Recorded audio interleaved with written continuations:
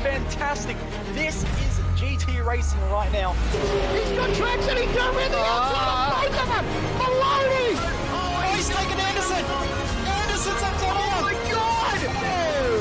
Big crash! Oh my goodness, half the field's going to get rolled! It's very close. These guys are want to make their way through the field very quickly. Oh, there we go! Oh no! That's massive! This is it! This is over! I can't believe this! Oh my God! God, what?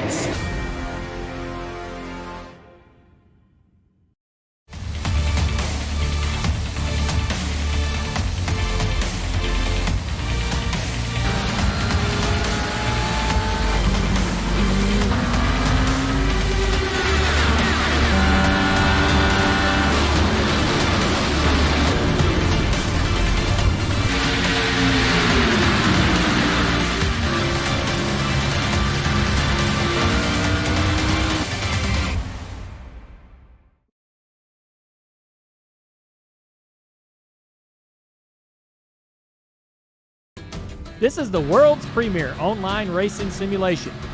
iRacing puts you in the driver's seat from your home computer with the most realistic online motorsports experience you'll find anywhere.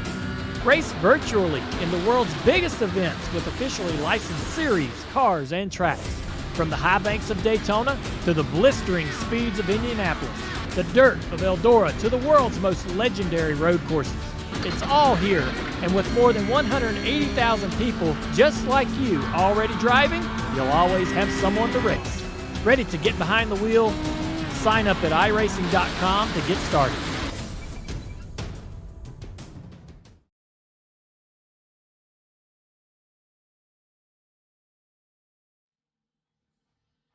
Good evening, everyone. Welcome back to SimSpeed TV. It's a Thursday night here, which means, of course, once again, we continue with season number 7 of the Simrigs.com Oz Pro-Am Sim Series as we begin the first of our wildcard rounds of this season for in this next couple of weeks. My name is Daniel Yeaman, and Jay Kennedy alongside me, doubling up on production and commentary this evening, helping fill in for David Haynes' continued absence. Best of luck to David off in the good old US of A currently.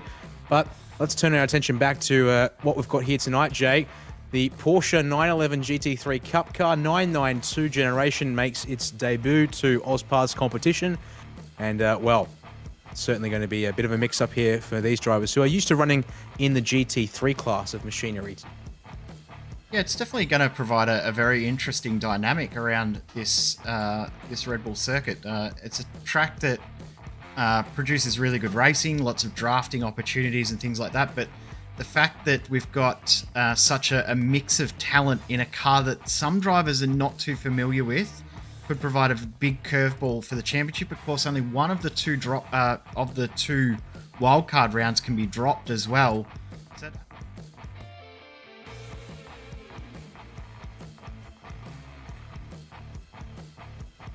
Sorry about that. Fix that. It adds an extra little dynamic to the remainder of the championship, because it's either this round or the Brazilian stock cars as to one of the wild cards. You've got to make sure that one of those 2 rounds counts in your championship, so it's really crucial you get a good result here.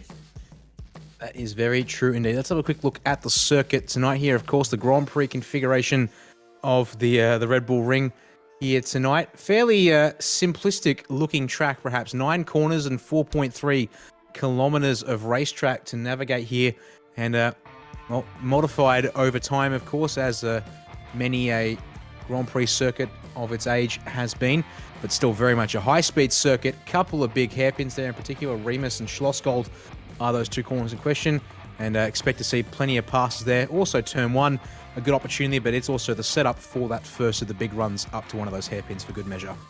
Yeah, 100%. It's a fantastic track too. It's instantly become a favourite of almost everyone within iRacing, just because it's such a fast-flowing track, iconic around the world. Of course, reopened back in 2003 as the A1 ring. I remember that because it was part of the then A1 GP schedule, which was such a cool concept that never actually come much more than a concept in the end. But this is a fantastic track, and it's provided some brilliant finishes in its short time within the iRacing service. As indeed, and well, it should be a great little host for tonight's racing. So since it is a wildcard round tonight, we do have slightly different formats on the cards for both the past two series that we're currently in the qualifying session for at this stage, along with the Pro-Am later on tonight. So for the past two guys, it's a 10-minute opening sprint race, and then we go into a 20-minute feature race, and we have an inverted top 10 here for past two, and then it'll be a 15-minute opening race with a 25-minute feature for the Pro-Am later on tonight. We're just going to, we'll have to wait and see on the Pro-Am as to whether that includes a inverted grid. It's meant to according to the rulebook, but seeing some chatter in the AusPass Discord, that may not be the case this evening. But, well, we'll check in here with the qualifying times, Jay, and just under 5 minutes to go on the clock as well. Heat format here tonight means that, of course, it will also be a hard cut when the session ends. So that will be important to note. But it's Hayden Sell, who has joined past two. I believe this is the first time tonight. I remember correctly joining his new teammate, Simon Mazzomo, in that 5.51 entry in the 9.5 Sim Sports pairing. Both doing a solid bit of work at the front of the field currently. Brady Buchanan, AusPass regular there, Jay, currently running in third. So he's looking like best of the rest at this stage, and well placed to get himself a good championship result here tonight. Joshua Lawrence there running in fourth currently as we speak. Yeah, it's an interesting dynamic. We've got some guys that are very new to AusPass, but regulars in different Porsche Cup leagues. Of course, AOG here on SimSpeed, but other leagues as well. The likes of Sebastian Flock and Matthew Bowler making their debuts tonight, and Sel and Mazzomo, the 9.5 SimSport guys. We see a lot of them in the Porsche. Of course, Mazzomo making his debut last round at... where were we last round from memory? I can't remember where we were. Nürburgring, that's right. Mazzomo picked up a podium in his debut. And of course, he's that much of a fanboy of the Porsche. He ran the Porsche GT3, one of the few drivers to run that car. So, yeah, it's going to be interesting to see who can adapt between the GT3 and the Cup car. A few very, very noticeable differences. But in other aspects, there's still some similarities. They still flow quite well. It's still about maintaining momentum and things like that. So, yeah, it's going to be interesting to see who can adapt and who can make this work. Yeah, momentum and flow will be absolutely critical tonight. But the big things, obviously, to keep in mind with this car versus a GT3, despite the fact this car does officially include the word, or the acronym GT3 in the name. No driver aids, so ABS and traction control are not there to assist you on braking and acceleration. There's less downforce by a substantial amount. The only adjustable part in setup is the rear wing on this car. You don't have large amounts of front end downforce available to work with, and well, also just present on the vehicle in general. So a lot looser at higher speeds, it's a bit slower in the corners as a result too, but is going to be very similar for power output, and as long as you get clean driveway, it's going to be matching fairly similar top speeds given the reduced drag thanks to that lower downforce setup here on these cars. Qualifying continuing to tick away here, Jay, almost 2 minutes left on the clock, and that means we're approaching that hard cut limit. One of our other regulars there was Thomas Leprake. He's currently a little bit further down, position number 8 for him at the moment, but in a closely bunched pack of cars there inside the back half of the top 10. Nick Vornest here in the 916, looking to improve on 15th place, but unable to do so there. Did get a big chunk of time, but didn't get any positions out of it. An invalid lap that particular time around, unfortunately. His best was a couple of laps ago. Harry Lawrence here in the number 21, looking to improve out of 18th place. An invalid lap for him, though. Will not see him improve, but one more chance to do so here tonight. So we're approaching the cutoff time, 1 minute 33, 1 minute 34 for most of these guys, perhaps. So it looks like our last car over the line is going to be the number 25 of Matt Tesoriero, Paul Longworth here. The first car is going to be done in qualifying, 134.4 for him. Unfortunately, not an improvement. Pardon me, 134.48 is an improvement. My apologies, looking at Tesoriero's times up the road. So we'll now watch these guys as they come around to complete their qualifying for this evening. Matthew Keane is next on the block, Jay.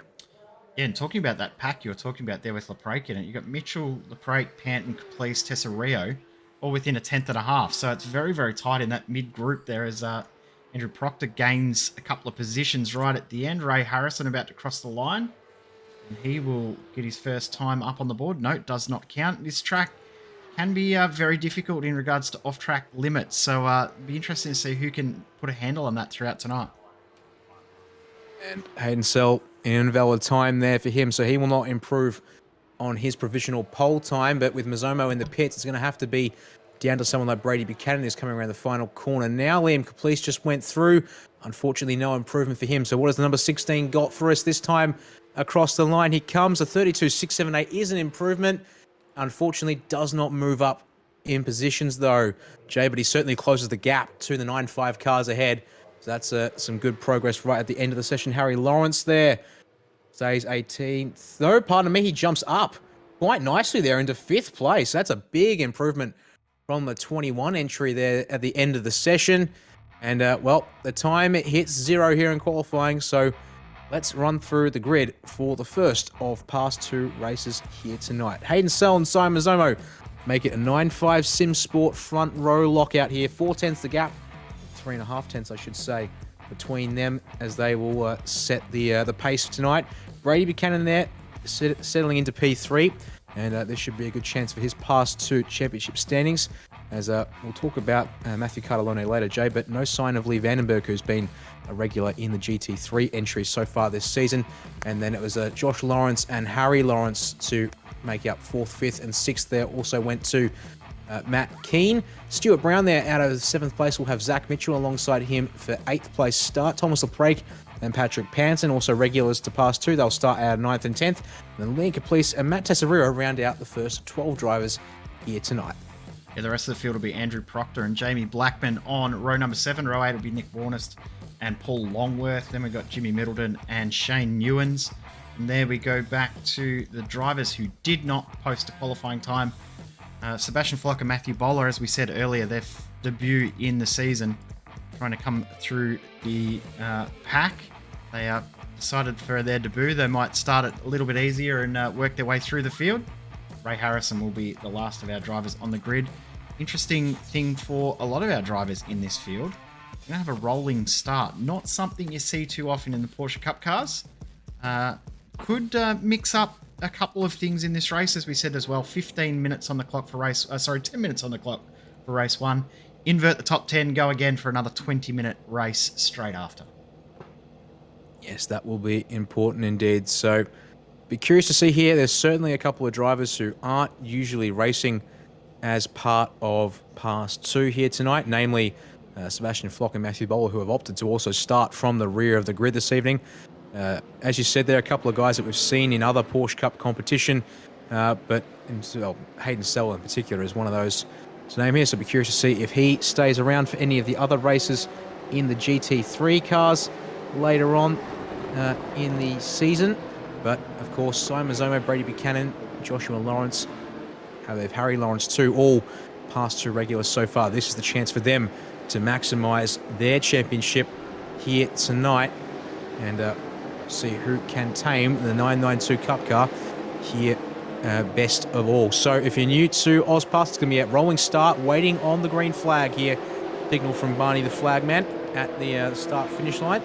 That's when we'll get this race underway here, so not long until we get said signal. Going to make sure they hold their pace and position.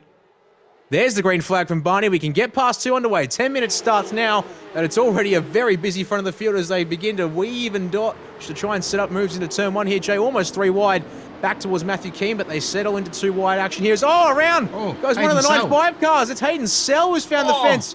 And he's collected somebody else there as well. Unfortunately, Zach Mitchell goes around there. I can see left of track, and the 3rd car there is Andrew Proctor, all caught up in turn 1 shenanigans. Stuart Brown's also off on the grass halfway up the straight, but front of the field is now Mazzomo and Buchanan as they make their way to contest the race lead here. So, well, yeah, trouble coming unstuck for some of our new drivers to pass through, but also a couple of regulars in there as well. It's going to be Mazzomo with the inside for turn 3.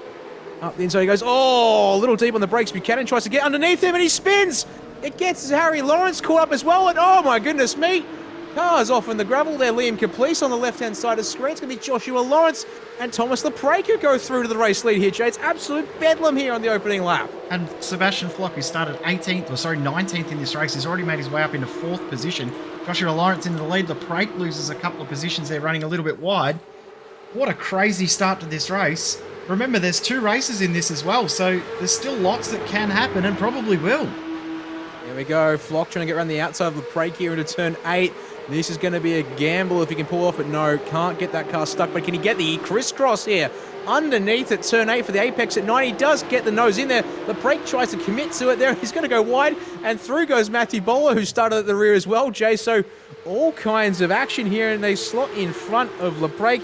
There goes our first lap finally on the board, but oh my, almost 3 wide until we Caprice up the inside at the number 13 of Middleton. Middleton's around as a result, and they've got to split the middle there to get round him. There's a few drivers already in the pit lane as well from this one, as there's a bit of bump drafting between Flock and Bowler. They've tried to make their way up to the front of the field. Nick Warner's trying to hold on as he comes. Bowler, big dive bomb, and that's a bit too aggressive.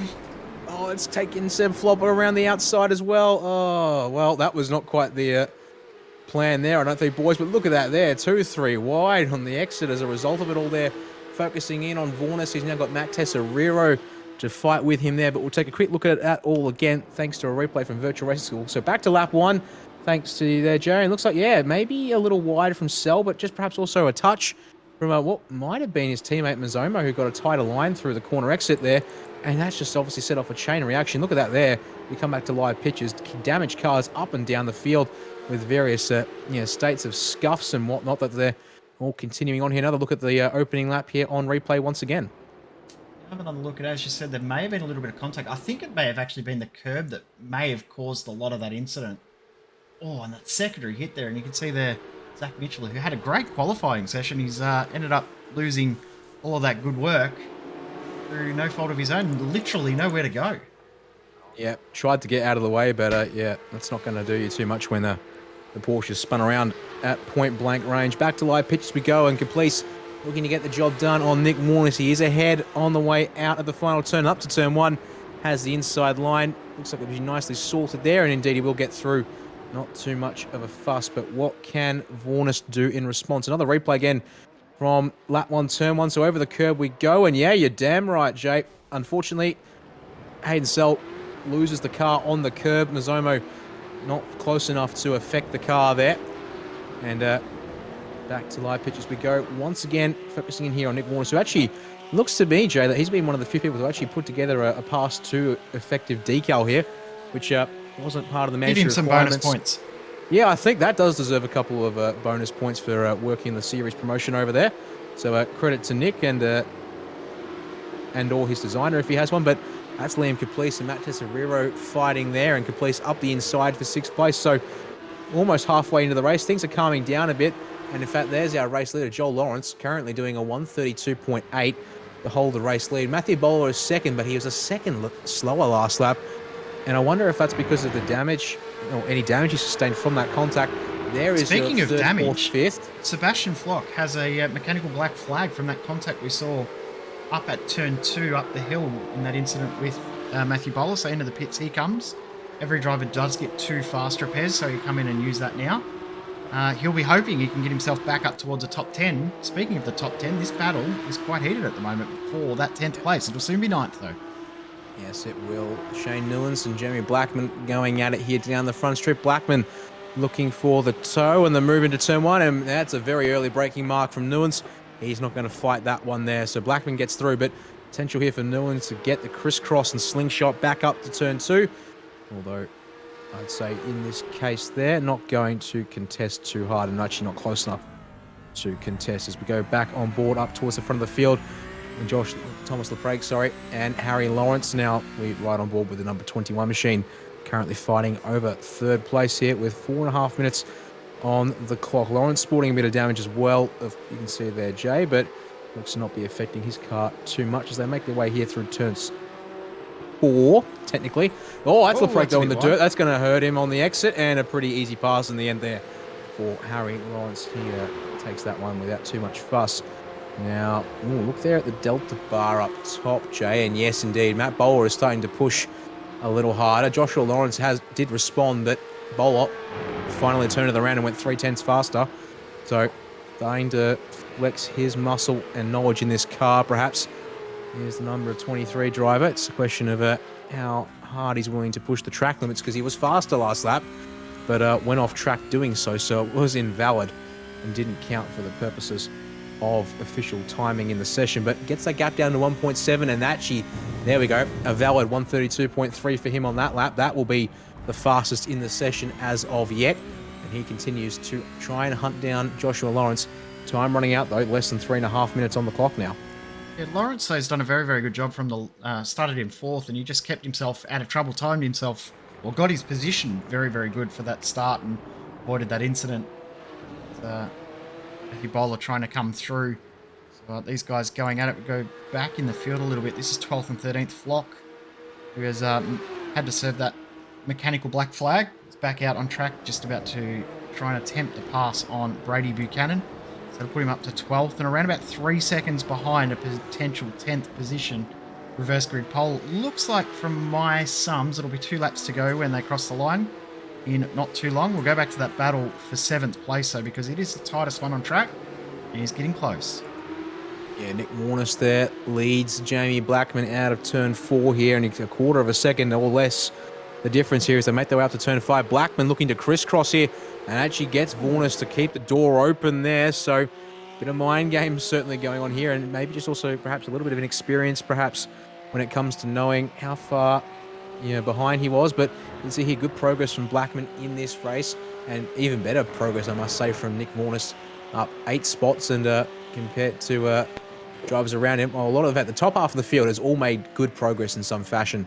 Here tonight as, oh dear, just as I'm talking about that in general, looking up at my timing screen, Warnes locks up into the penultimate turn there, and one of the easier passes that Jamie Blackman has had to make, I think, tonight, up to position number 7. He goes, and down to 8th goes Warnes. So indeed, they will have 2 more laps, 1 minute 50 on the clock there as they pass by, and they're about 15 seconds off the race lead, and then some gap down to 1.3 seconds in front.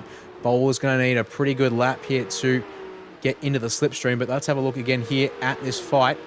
For 9th place, Shane Newlands leads. Jimmy Middleton, Andrew Proctor there in the background is shot but damaged, and Sebastian Flock trying to rapidly close up to all of these guys here. So Middleton holds that critical reverse grid pole position currently in that Martini 13, but Proctor behind, certainly close enough to take advantage, but Flock is coming with a clean car and a vengeance, I would dare suggest. Yeah, and Brady Buchanan's not far as well, so there's really 5 cars in this fight for the front row of the grid in race number 2. And there goes Middleton.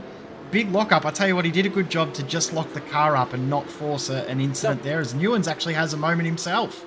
Yeah, Newlands went off, and guess who got promoted to 10th place? No way. The number 84, Sebastian Flock, is back into reverse grid pole after having to serve a mechanical black flag. As you saw there on the overlay, started 19th in this race, just opting not to qualify and see what he could do amongst this field tonight. As we jump to the front of the field, half a minute on the clock means it's going to be the start of the final lap here. A 7-lap sprint open the racing tonight here around the Red Bull Ring. Can Matthew Bowler close up enough for a late lap lunge? Well, it's going to have to be one of the last couple of options on the circuit. He's going to need every bit of slipstream opportunity to close the gap. It's under a second, Jay, but he's going to need to pull an absolute miracle from this distance, even despite his skill. He's going to have to come under the braking, in the corners, under acceleration to close it up, and certainly he's just cut that down to almost half a second in one corner. Yeah, that was a very, very good bit of driving there to get that gap down. Of course, the draft does start to take effect quite strong around about that 1 second gap. So as soon as he got it to the second, it's closed in very, very quickly. Within 2 corners, it's gone from a second down to less than 4/10. Well, I said he had to come aggressively here to get up to the back of Lawrence, and he's certainly putting the pressure on Lawrence. Thought about being aggressive and defensive there into turn number 5, but all that did was compromise the entry, and Bowler closed up again. So one more braking zone to go here, 2 more turns to negotiate. It's going to have to be a setup here through the penultimate turn, and then either a dive into the final or just faking out a defense into the final that will then compromise the run to the line. It's a short run off the final turn here at the Red Bull Ring. So here we go into the final corner. Lawrence still ahead through the apex of the final turn. He's going to hang on here. That's close, but not close enough for Matthew Bowler. So they'll come across the line nose to tail. Lawrence and Bowler make that a pretty close finish. It's on to for the 10th end of that race, but the fight for 10th indeed continues. Proctor in the 380, defending from Buchanan in the number 16. Can Buchanan get himself back towards the front of this field for the start of race 2? Going to be close, and all about the exit off the final corner because Proctor shut the door through 8. Turn 9 they go through, and they're going to finish the way they are. Both cars come off the corner pretty equal. So Proctor hangs on to that 10th place position. Reverse grid pole is his. And unfortunately for Buchanan, he has a little bit more work to do now in the longer of tonight's 2 races. But, well, that came down to the wire there. 155, pardon me, of a second, ending up the result at the line between our front 2 drivers. It got close, but almost needed 1 extra lap to try and seal the deal. But here are the timing, or the results from the first of our 2 races here in Pass 2 tonight from the Red Bull Ring. And once again, Josh Lawrence getting that race win. Ahead of Matthew Bowler there in second. Of course, there was that contact for Bowler, which might see the ire of the stewards afterwards. So we'll have to wait and see what the stewards report says later on in the week. But he'll take a second place finish unofficially here at least. And then Harry Lawrence, 7 seconds back in third, ahead of Thomas Leprake, who had to fend off a hard-charging Liam Caplice there by the results there. 10th and a half, not even between the 2 of those cars for 4th and 5th. Matt Tesoriero next there in 6th place, ahead of Jamie Blackman for 7th. Nick Vornest for 8th. Sebastian Flock, the up, down, and back up again. 9th place finish for him. And then Andrew Proctor to round out the top 10 and that all-important reverse grid pole, of course. Yep, so reverse that 10, and then the rest of the field will line up as they finish with Brady Buchanan. He'll be feeling absolutely devastated by that because he literally missed out by 1/10 of a second on reverse grid pole. Instead starts from 11th with Jimmy Middleton alongside him. Shane Ewens and Matthew Keane will start 13th and 14th. Simon Mazzomo, from this point on, it's a tale of woe. Drivers that had to come in and get damage fixed or mechanical black flags sorted. So Mazzomo, Brown, Harrison, Mitchell, Longworth, and of course Hayden Sell, who had that huge incident at the start of the race. We did wonder whether that was caused by contact or whether it was just that curb. Patrick Panton finished 2 laps down in the end, but did finish the race after some issues. That was pretty thrilling, and that was only a 10-minute race. We've got another one to go, this time double it, 20 minutes. Yes, that will be interesting indeed. Got about 3.5 minutes there on the clock. That's for the warm-up, which, well, for these guys here at the moment, is currently just being used effectively as a chance to take a quick break here. And, well, we'll keep talking through it, I think, this one here, Jay. We'll take perhaps a quick break during the Pro-Am later on. We've also got the server changeover to keep our minds on. But, in fact, let's take a moment to talk about the championship situation in Pass 2 and also a quick look at the calendar as things are coming up for the rest of this season. So, first 3 rounds underway here. Of course, Red Bull Ring, first of our wildcards. We return to the GT3s in the sprint round format next week at Barber Motorsports Park. And then the first of our 2 endurance rounds in the GT3. Sandown International Motor Raceway plays host to the first of those 2. One of the latest additions, I should say, to the iRacing content calendar. And, well, for GT3 cars, that sounds like, and for an enduro spec race as well, Jay, I think that will be an excellent addition to the calendar. Based on my own initial testing and experiences around that circuit, Zandvoort will then go up next for round 6. Winton Motor Raceway, that will be a bit of an interesting one for round 7, I have to say. Very tight and twisty, and not going to be a lot of room for manoeuvring there in GT3 cars. And then, as you mentioned earlier, into Lagos, and, well, we said it now, it's the Brazilian stock cars which will make an appearance for the second of the wildcards in this season, and a fairly appropriate thematic pick there, I must suggest. Spa-Francorchamps as the final sprint round for the GT3s when we return to those in round number 9, and then the Hockenheimring Baden-Württemberg plays host to the final round of the season and the second enduro of the AusPass season number 7 calendar there, Jay. Yeah, it's a pretty cool schedule, isn't it? This is a track that absolutely is fantastic. My all-time iRacing favourite track next round. Looking forward to that. We don't see a lot of GT racing on the sim at Barber, but every single race in GT3 I've seen at Barber has been an absolute thriller. More suited to Indy cars than GT3 machinery, but it doesn't mean that the racing will be any less spectacular. Bring it on, cannot wait.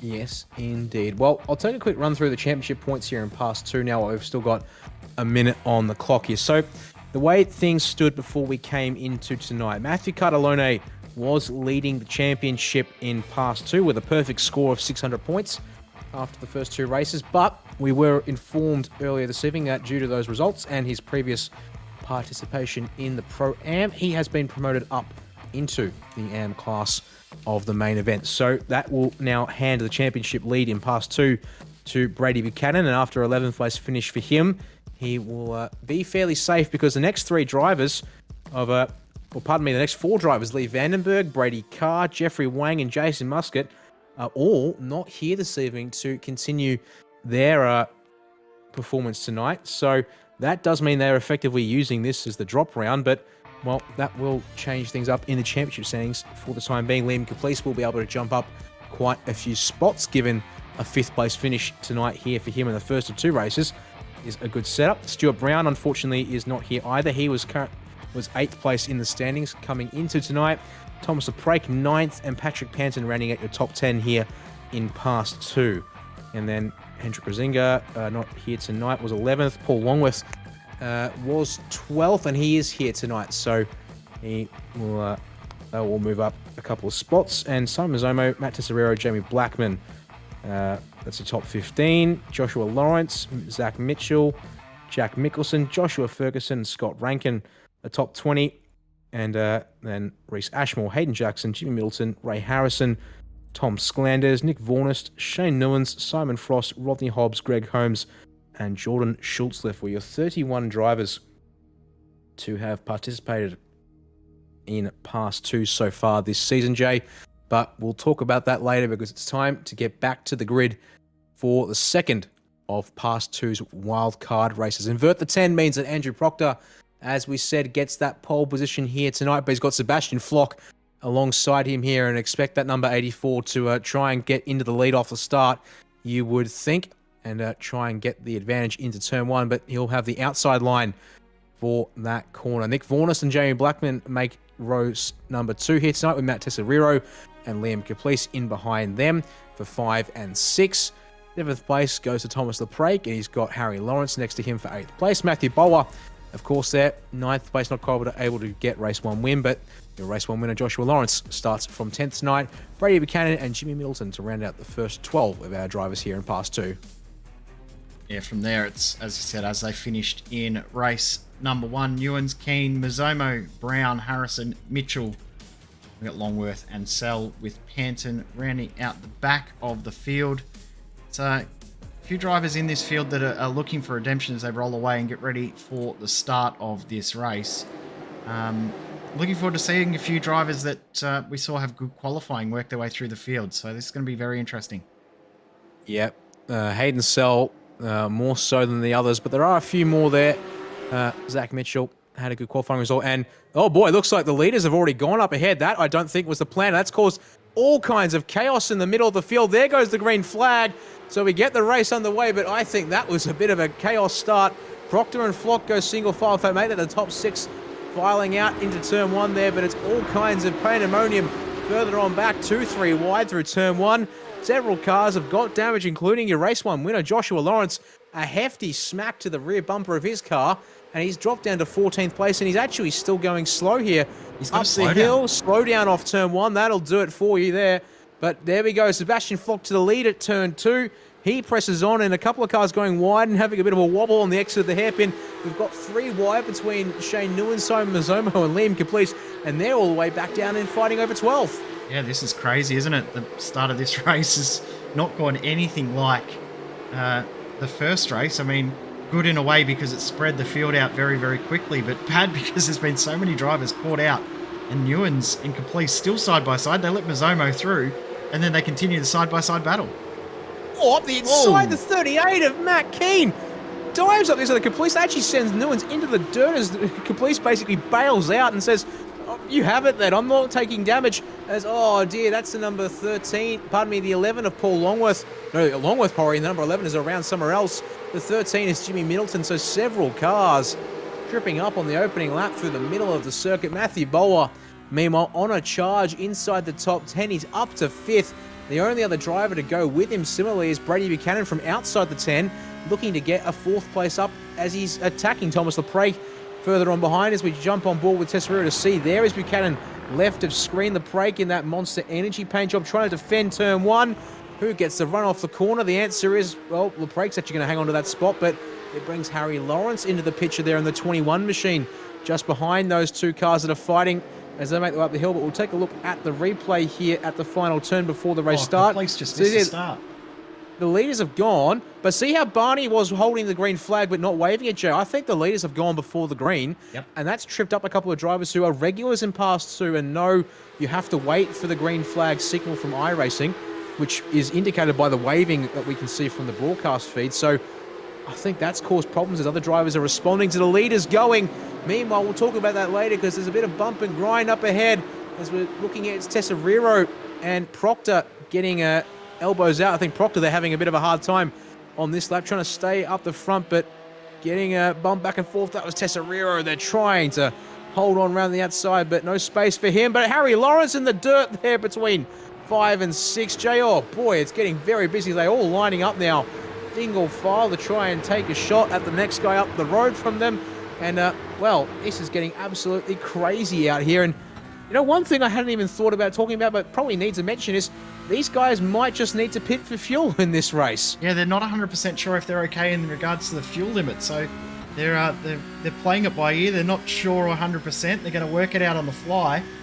Drivers have even said we're just going to run it and see how we go. And if we make it on fuel, we make it. If we don't, we don't. As up the inside goes LePrake on Harry Lawrence. And Harry Lawrence up the inside. Harry Lawrence decided to turn his car into a John Deere tractor there. He was going lawn mowing, building sandcastles, and still gaining spots, although the momentum is gone. Mazomo, is he going to make it 3 wide? No, decides against it.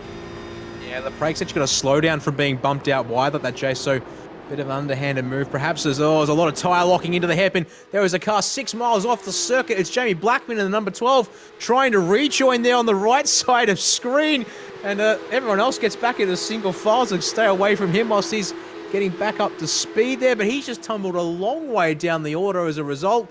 And in behind Liam Caplice, he will have to settle into 13th, make that 14th as up the inside goes Joshua Lawrence. And Zach Mitchell on the exit of the corner makes it down to 15th place. That has been an incredibly painful loss of spots. He's gone all the way from 3rd to 15th in one corner, or effectively the consequences of one small mistake at one turn there. I'm wondering if he's got some sort of mechanical issue, because he's still not picking up the pace, is he? He's still sort of trundling around. He's not looking like he should. So I'm not sure if there's more to this. We'll go back and we'll have another look and see if we can work out exactly what happened. But I just said it was a strange incident. It was a full lock of the brakes, which is quite an unusual thing to see here as drivers look at that train making their way around the final turn. It's currently headed up by Nick Vornis. He's currently the driver of this train here, because, well, whilst these guys are fighting, it's Sebastian Flock and Matthew Bowler have checked out up front, and Vornis, he is currently holding them up to the tune of 3 seconds a lap compared to the race leaders. It's not something I expect to see, but as you can see, the draft up the hill here for Andrew Proctor in the 380 machine, trying to get up the inside. He does get there finally late. Oh, Vornis fights. That's going to let Harry Lawrence through on the inside. Meanwhile, we're seeing there, that's Matt Tesseriro and Brady Buchanan going at it off of the hairpin there. And I believe, yeah, Hayden Sell got through at the apex is what we saw bumped him back. But on board now, Zion Mazomo, his turn to try and get through. He comes late under brakes, diving at turn 4. He's going to be alongside Vornis and able to tuck it inside. Times in Proctor and Lawrence ahead. Lawrence, oh my goodness, Mazomo's going to split the gap and get to 3rd. Wowee. Harry Lawrence has got a fair bit of damage there. Good news is no mechanical black flag. Bad news is he's got a lot of damage, so it's going to affect him in regards to draft. Pretty content here, I would guess, to jump into the back of this train and just hang back and work with them.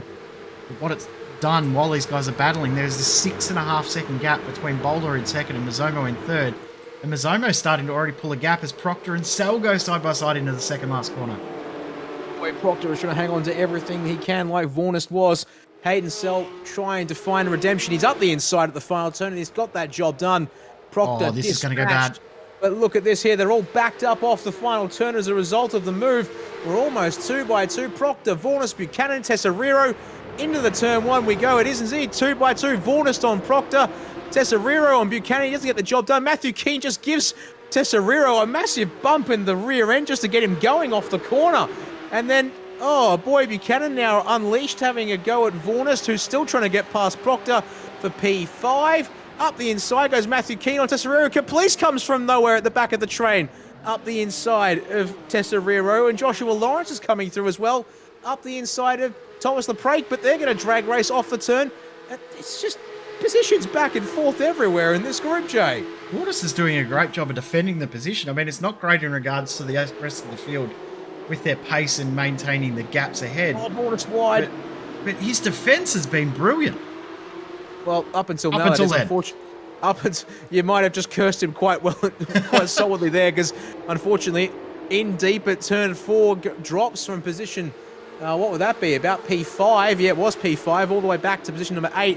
And Liam Caplice wants to get through, as we see there. A couple of cars wide or deep at turn 6 there. Zach Mitchell, one of them. And just quickly checking there, that was with Stuart Brown. But here's your race leader.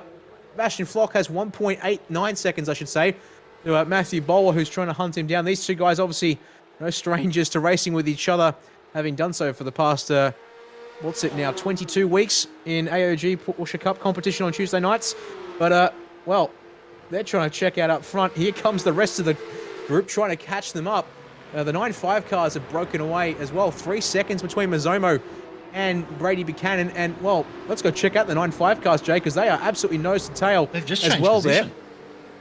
There. That would be correct, yes. Sell ahead now of Mazzomo. So, potentially a bit of bump drafting here between the two cars. They try and make the breakaway and maximize the slipstream advantage that you get from these cars.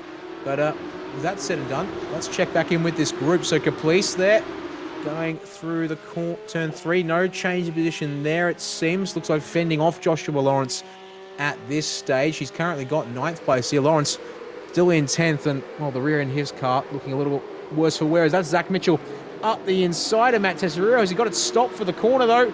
Oh, he doesn't have it stopped. He's in the gravel. Tesoriero going to get that spot back on the exit. And Mitchell surely going to have to tuck back in. But he actually dies for turn 5 here, Jay. Door kept open by Tesoriero. Can he keep the car narrow? He leaves the space for Tesoriero on the outside. So good stuff there. Late on the brakes again for turn 6 from Mitchell. Can he shut the door? He does. So there we go. Gets the job done. It just took him a couple of corners to seal the deal for now. It's behind these two when we were watching that. We saw the side-by-side there between LePrake and Brown, and it didn't quite go to plan as Stuart Brown thought he got the spot, ran a little bit wide, lost the spot, and lost LePrake a little bit more ground as Liam Caplice comes into the pits. So this is our first sign that fuel is very marginal. Also coming in is the car of Patrick Panton. So yeah, the fuel may be a bit more of an issue than we originally were expecting. It's the front two check out. There's a gap back to Sal and Mazzomo. Now that Buchanan's clear, have a look at the gap that he started to pull on the rest of that group. Oh, contact between Josh Lawrence and Nick Warnest in a straight line. Well, straight is somewhat subjective, perhaps. Yeah, I guess it's a straight for the most part there. And what it does is it allows Zach Mitchell to throw on the both of them up into P8, and Warnest left to fend off Matt Tesoriero on the way to turn 4. Now, we said maybe we didn't think about the fuel, but to be honest, I probably should have said from experience. I've fueled a Porsche Cup car for a 20-minute race. On average, you need 35 litres or thereabouts. Sometimes you can get away with a little bit less. Sometimes you need more. It's entirely down to the nature of the circuit. So I would fully expect these guys are going to need to pit for fuel. Replay thanks to Virtual Racing School of how Warnest and Lawrence got on. So we watch here, little through the kick against turn 2, and yikes! How did he not end up in the fence? Hefty contact between those two cars, unsettling them both, and then Mitchell in behind. He gets the opportunity on corner exit to get on through, but he's back under pressure from Josh Lawrence a little bit at this stage in the race. But we go back to live pictures, and Warnest opts to pit, but I think he may have just missed the pit entry. I'll have to watch for an unsafe entry from him in a second as we go on board with the replay from Zach Mitchell's perspective. Warnest hits the lane. Several drivers follow him in, including Blackman, LePrake, and Brown. And I think Warnest has gotten away with that one there, Jay. It was definitely touch and go, crossing the white line on the far side of pit entry, but he's gotten away with it, yeah. Very, very lucky because we've seen... Oh, he never shot the pit box. Oh, so we're just talking about how he's got away with it, but now sort of doesn't get away with it. Seen even in World Championship competition that unsafe pit entries are huge at this track. Cutting the white line at the pit entry can cost you all sorts of time and ground. So he's very, very lucky to have got away with that one. And I don't think he has. Maybe he hasn't yet. I take that back. Unfortunately, I can't see a black flag next to his name, but he's still parked, and the pit timer is clicking up past 30 seconds. He's not up on the jacks here in this session, so yeah, I think unfortunately I may have just counted my chickens before they've hatched. Stuart Brown also in his box for an incredibly lengthy time at the moment. The only reason is that they also need to take tyres, but yeah, neither car on the jack, so I think that's a couple of drivers caught out by penalties. Liam Caplice has a similarly long pit time, as did Patrick Panson. So 43 seconds to 48 seconds for those 4 cars at the back of the group, whereas Harry Lawrence, 6 seconds. Thomas LePrake, 4.5. And Jamie Blackman, 6.5 seconds as well. So I think that's what we should expect for a fuel stop from these guys. They just have to get the pit entry right here to make sure nothing goes wrong. And speaking of the pit entry, here's an angle of the replay thanks to Virtual Racing School. So we watched to see Nick Vornis there, front of shot. That wide angled line that comes from the dotted corner, you cannot cross that. So you need to go through and merge through that dotted section. If you don't, that's an unsafe pit entry. So yeah, it's a pretty clear cut. It's not even close. So all 4 wheels must be between that that actual white line, and he's not even close to it. So yeah, that is a penalty. And yeah, look at the guys behind in the form of Thomas LePrake there, actually, I think, just sneaking into the pit lane. He's very close, but he didn't get penalised, so he made it. But Stuart Brown, no, he did not. Away, yeah. So it looks like, yeah, at very minimum, you need at least 2 tyres crossing the dotted line to be sure, as we get a chance to go back to live pictures and get our eyes on everything here. So, well, that was our 9.5 SimSport cars fighting over P3, but perhaps more interestingly here is this continued fight over P5. Matt Keane is now the driver who leads this little group of cars. Brady Buchanan there in 6th, Andrew Proctor hanging on and currently in 7th, and then it's Joshua Lawrence and Zach Mitchell having made their way up to 8th. The reason why Brady Buchanan is no longer leading the group is thanks to this replay once again from Virtual Racing School, deep at turn number 4. And Matt Keane says, I'll take that very much, thank you. And that was right before we would have switched to the angle to catch this group. So not missing it by much, but just enough, as it were. As Zach Mitchell comes down onto the pits. He's done a good job getting in there nice and aggressive too. You can be pretty aggressive on the entry if you maintain that or get through that line quite well. So he's done a very, very good job there. Bowler and Flock are working hard against each other at the front of the field as we're 10 laps in, 5.5 minutes left on the clock. Mazomo and Sal, I'm wondering if they're doing a little bit of fuel saving, which is why they're changing positions. They're taking it in turns of one driver being able to lift out and using draft, and then the other doing it. These two would have done a little bit of practice. They would have done fuel runs. They would have understood what the fuel tank would have done. I wouldn't be surprised if these two are up to something like that. Yeah, it would explain things, but it's going to be quite the fuel save findings. They do have 8 seconds behind them to Matt Keane, almost 9 seconds now, but they've got to try and somehow find 10.5 to Matthew Bowler, who's currently running in 2nd place. So they'll certainly stabilise their position for P3 and 4 tonight, but I think short of a mistake from Flock or Bowler, or both on the pit entry, which neither driver is coming in just yet. They're going to go 10 laps here in this race without stopping the race leaders. The 9.5 pair do round penultimate corner. They come turn 8. They're both slow and they're both down onto the lane and both making sure they're absolutely within those white lines, pardon me.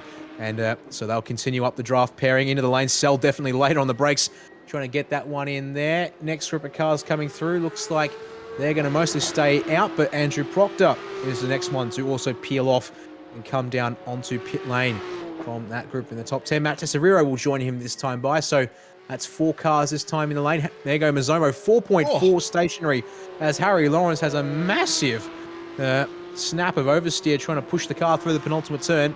He comes across the front straight away, and he will potentially come out, well, he'll come out ahead of Andrew Proctor. It puts him net P3 on the road of those who have stopped, but the 9.5 pair of Mazomo and Sell are up the road, and they gained almost a second and a half on him in fuel savings in the pit stop. That was a huge, huge slide, and how he managed to hold that, I have no idea, but did he get a little bit too much curb there? Unsettles the car a tiny little bit, and that is very, very nice control. Looks spectacular, but so close to being over the limit. That is true indeed. Not the biggest amount of sideways angle, but at those kind of speeds in this car, you certainly can't afford to get away with all that much slip angle. So indeed, credit where credit is due. Well, look at that there. We've got less than 3 minutes on the clock, and yep, our race leaders bring it down to the lane. So this will mean 2 to go for these guys as they come on down. Brady Buchanan is going to be the next car around, and yes, he's coming in. Josh Lawrence in, Mazomo and Sella side by side into the penultimate turn. They'll get past all of these guys here. The question is, are these guys fuel saving, or are they now racing each other for position with 2 to go on the clock as they come around the line? Bowler and Flock both out of the pits. Nearly 7 seconds of fuel for each of them. So yeah, gains for Mazomo and Sell to the tune of nearly 2 or over 2 seconds, depending on who you ask. Oh, Lawrence missed his box. Oh, trouble for Josh Lawrence. That's unfortunate. Pit stop still going. 7.5 seconds versus 4.4 for the 2 drivers he was racing with. He gets a fast repair done as well, but he's going to drop behind Andrew Proctor. He might even get 5 seconds slower in the lane. Oh, yeah, that's going to suck indeed. Tesseriro might just have a chance to have a go at him here with the run that you get off turn 1 compared to the pit exit line here. And indeed, he's going to tuck in best he can, does Tesseriro, but going to have to be one heck of a send here at turn 3.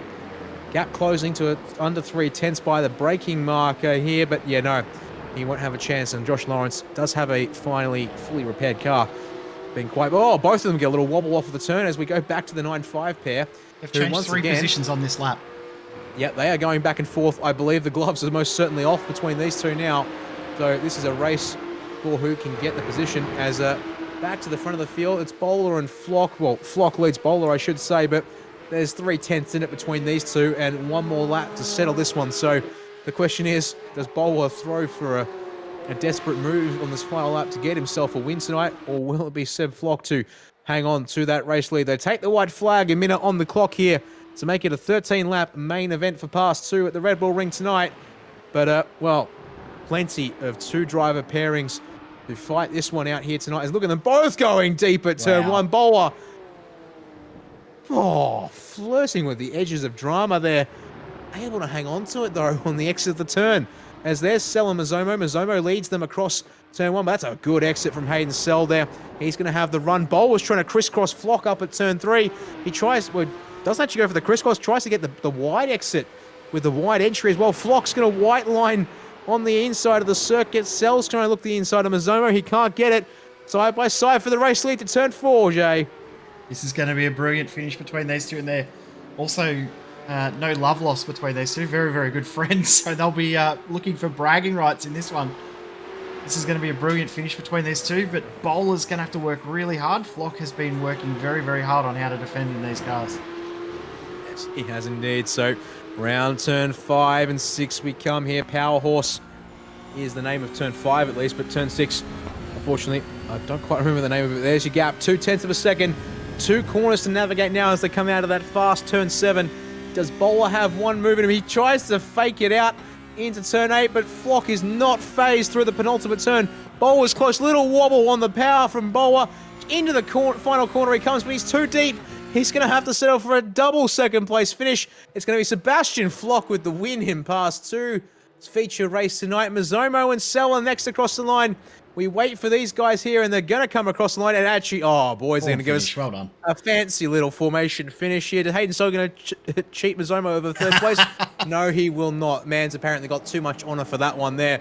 Harry Lawrence brings it home in P5, and then Brady Buchanan and Zach Mitchell, next of our Pass 2 regulars, get themselves a 6th and 7th place finish there. And rest of our drivers make their way across the line.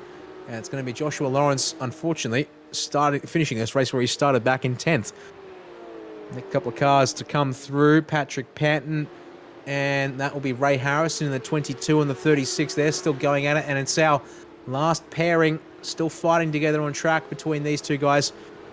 Certainly could go either way here. Panton and Harrison. Last couple of corners to negotiate. Lap traffic there. Shane Newens steps aside, if I'm not mistaken. Indeed, he was. And through the final penultimate turn they come, I should say, and then the final turn itself.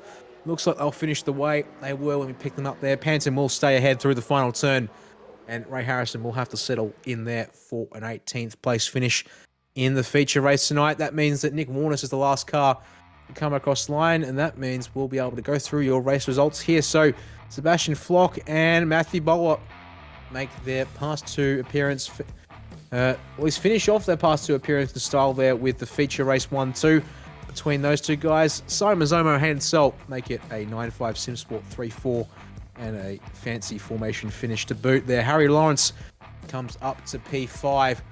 3 places gained in that one there for him tonight in the feature. 5 places up for Brady Buchanan to 6th place there, just ahead of Zach Mitchell in 7th. Another hard charger up the field after the sprint race calamity for him. Matt Keane there in 8th place. Andrew Proctor, obviously starting towards the front of the top 10, is able to stay in the top 10 with a 9th place finish in the feature. And Joshua Lawrence, unfortunately unable to make progress, has to settle for 10th place finish in the feature here tonight, Jay. Yeah, Lawrence, the only driver in the entire field that didn't change position from where he started. So, interesting end of the race there for him. Matt Tesoriero in 11th. Leprake in 12th position. 13th goes to Jamie Blackman, with Paul Longworth and Liam Caplice rounding out the top 15. Patrick Panton did pip home Ray Harrison in the end there, we saw, for 16th and 17th. Nick Warnest, unfortunately, a long way back after that unsafe pit entry penalty, puts him in 18th position. Jimmy Middleton in 19th position. Then we saw Stuart Brown having a few issues as well. He ends up finishing in 20th, and everyone did finish because Shane Newens also finished 1 lap down in the end. What a fun race that was. That was absolutely brilliant. But we got no time to breathe because we're getting straight back into it. The main event coming up next is going to be absolutely intense. New drivers to the series, a car that they're not too familiar with. It's going to be absolutely incredible. That's a very good way to put it indeed. We'll take a quick break here while we get set up for the Pro-Am, folks. Stay with us here on SimSpeed TV as we continue our coverage from the Red Bull Ring. Daniel Webster's Wildcard, as it is actually officially called here in the Simrigs.com Oz Pro-Am series. Season 7, round number 3 continues after this short break. This is your chance to get behind the wheel. The opportunity to race just like the pros. From the grassroots levels, where we all got our start, to the most popular race cars on the planet. From the fairgrounds of Nashville to the high banks of Daytona, to tracks that will never be forgotten. Realistic driving, intense competition, all from the comfort of your own home. This is the ultimate motorsports simulation. This is iRacing.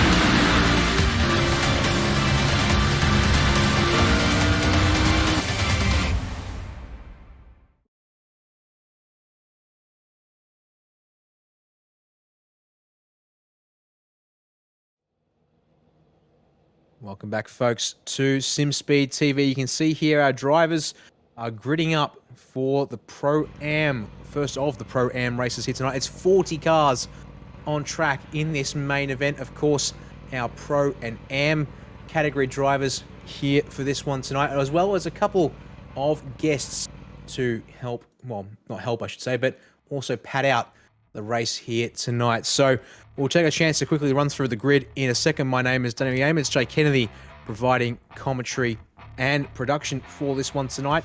And, well, let's talk through the grid here, Jay. Our guest driver, who hasn't actually jumped on the grid yet, which means I can't actually point to him, but next to the number 18 car of Lachlan Capel will be the 06 of Bo Albert joining the series, thanks to the fact that we're in the Porsche 911 GT3 Cup car tonight, and put it on pole by nearly over 2/10 of a second here, with Lachlan Capel joining him on the front row tonight. It's Adam Funzel and Ross Rizzo who then make it a 3rd and 4th place start for them here. Kobe Williams and Jeff Connell out of 5 and 6. Matthew Cartellone, the first of our AM class drivers after his promotion out of Pass 2, starts out this one out of P7, so if there was ever a round to be promoted to the Pro-Am, I think this one might just be it. He's got Jordan Peters starting alongside him in 8th. Daniel Cheney in 9th place with Alan Holgerson rounding out the top 10. And then it's going to be Timothy Theben and Joshua Fitt rounding out our first 12 cars here tonight. Jack Whittis, one of our championship contenders for the Pro-Am, and well, the Pro class in particular, well back down in 13th place with Matt Andrews alongside him for 14th. Brandon Levin for 15th. Dylan O'Shea for 16th. Aaron DeLuca 17th. And Richard Brookfield rounds out the first of our 18 cars. There's still another 22 to get through, Jay. Still a big field here, isn't it? It's great to see how many we've got. We've got... I'll just let them go on screen because they're actually starting to pull away and we're going to get this race underway. Same format as the previous, as we saw in past 2, except we had 5 minutes to each and every race for the remainder of the night. Another huge field with 40 cars out on track. It's going to be absolutely hectic. Cannot wait. Bring it on. All right, they come round the final corner here at the Red Bull Ring, waiting on the green flag from Barney. Is Bo Albert there? Locke and Capel sitting a little bit back here, perhaps trying to get the jump, but there goes the green flag from Barney, so we can get this race underway. 15 minutes is go, and in fact, Capel ducking straight in behind Bo Albert. He's not going to get any advantage. Well, going to take no option of trying to be the leader into turn 1, but oh my word, we are 3, if not 4 wide into the first turn. The car wide there is Adam Funzo avoiding Ross Rizzo up the inside. Pardon me, no, that's Rizzo that went wide to avoid Funzo. Trouble, and monumental smoke pile up at several cars in the fence there. As look at that there, they fan out 3, if not 4 wide into the hairpin here. And up the inside, I'm seeing Matthew Catalone in another one of the paint jobs I saw from Brady Buchanan. That makes sense. They're teamed up this season in AusPass. But there you go. Albert and Capel breaking away immediately on lap 1 here. And, well, after their performances on Tuesday in the AOG Porsche Cup, perhaps no surprises. There's 79 car. Oh, it's Alan Holgerson. He's clipped Matthew Catalone at turn 4. And Catalone... on return to the Pro-Am, is in the gravel and going to be a long way down the order. He's outside the top 30 already, Jay, as the field makes their way through turn 6. That's Jack Whittis in the 898. He goes around. What a crazy start to this race. Drivers that are familiar to cars with traction control and ABS, struggling a little bit with no traction control and ABS. There. The car around at the back. We're seeing Webster. Jeff Connell are just getting past Kobe Williams as well. So there's moves, action, craziness going on everywhere. Daniel Webster in the 35 Racing Image car. Unfortunately, the Wildcard named after him tonight sees him in the gravel in the first of our 2 races for the Pro-Am here. Oh boy, it's all popping off. And, well, our race leaders get their first lap on the board. 3 wide into turn 1. That looks to be, as is Alan Holgerson. He just got past Timothy Theben and now trying to fight with Aaron DeLuca there into turn 1. And look at that, behind them again, Owen Coleman and Graham Smith going at it off the corner exit. This is all bringing guys like Brandon Levin and Timothy Theben trying to fight over this back position here. Theben going inside of Matt Andrews at turn 3. That's 3 wide with Levin on the outside. Bump and run with Andrews there because the space to be given on the inside. Oh boy, it's absolutely everywhere. As we just saw, I just checked over the live feed a moment prior to what I was talking about. That was Kobe Williams having a bit of a race of his own there. But it's just, again, you can't stop looking somewhere. You got to be looking somewhere else at the same time because there's just so much going on here with this many cars. Everyone's apparently thrown all caution to the wind here in the first of these 2 races. And, well, and I think the important thing here, Jay, is unlike the past 2 race, which did have that invert top 10, which is per the rule book, the Pro-Am tonight does not have an inverted grid. So your race 1 result is directly responsible for your race 2 result here tonight. So that will be important for these guys here tonight. The other thing to note too is we saw in past 2, everyone was coming into the pits right on that 15-minute marker as their last moment they could pit. This race is 15 minutes in length, so there's got to be a tiny, minute amount of fuel preservation to get yourself through this 15-minute race. So some drivers are going to have to use their head a little bit here and concentrate on that. Make sure that they don't burn all their fuel up and leave themselves with 2 or 3 minutes short and have to make a splash and dash for fuel. That's very important indeed. At the current leader's pace of a 1:31.0, they're going to get 10 laps of racing in. And with the fuel they've got on board their cars, they're going to need to keep that fuel burn, pardon me, under 2.75 litres a lap, which should be achievable around here, but it is a high burn track as Levin up the inside in the 99. That was Richard Brookfield is getting past there at turn 3. and gets that job done fairly nicely as we check back in. That was Jordan Peter for a moment there in the 49, but none of the drivers who started up towards the front of the top 10 was Ross Rizzo in that 784 entry. He's now in behind Joshua Fitt, who's been moved himself up into the top 10. And, well, look at this here. Once again, Kobe Williams and Adam Funzo, two of our Pro Class entries and regulars to AusPass competition, holding themselves quite nicely. Funzo in particular, we've seen him sort of be around the top 10 so far this season, Jay, in class, but this is certainly a move forward, which clearly looks to be a strong suit, this car at this stage for him, as he makes his way through the penultimate turn. And keeping Kobe Williams at bay is no mean feat at this stage. 100%. We saw Jeff Connell do it for quite a while, but as soon as Kobe got through on Connell, started to break away. But yeah, to Adam Funzo keeping Kobe Williams behind. I mean, he's got a 6,500 I rating, so it shows that he's got some pretty good pace and he's a pretty talented driver. Saying that there was a little mistake out of the final corner for Williams, and it's now meant that he's not on the attack anymore. He's on the defense from Jeff Connell. He's going to lose a spot here. Kobe Williams still has a slowdown penalty to serve as well. That will do it there. He gets it cleared on the way up to turn 3 finally, but it's the kind of stuff that at a track which is straight speed dependent, as yes, that's quite the Mr. Bean-esque look there from the 994 of Kobe Williams. And actually, I'll get distracted by the fact that I can see a black square surrounding his name and number. You hate that.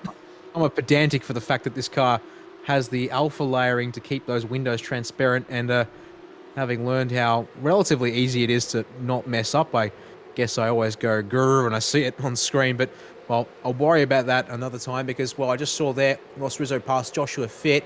We see here Timothy Feeman trying to fend off Aaron DeLuca. Now, DeLuca is currently...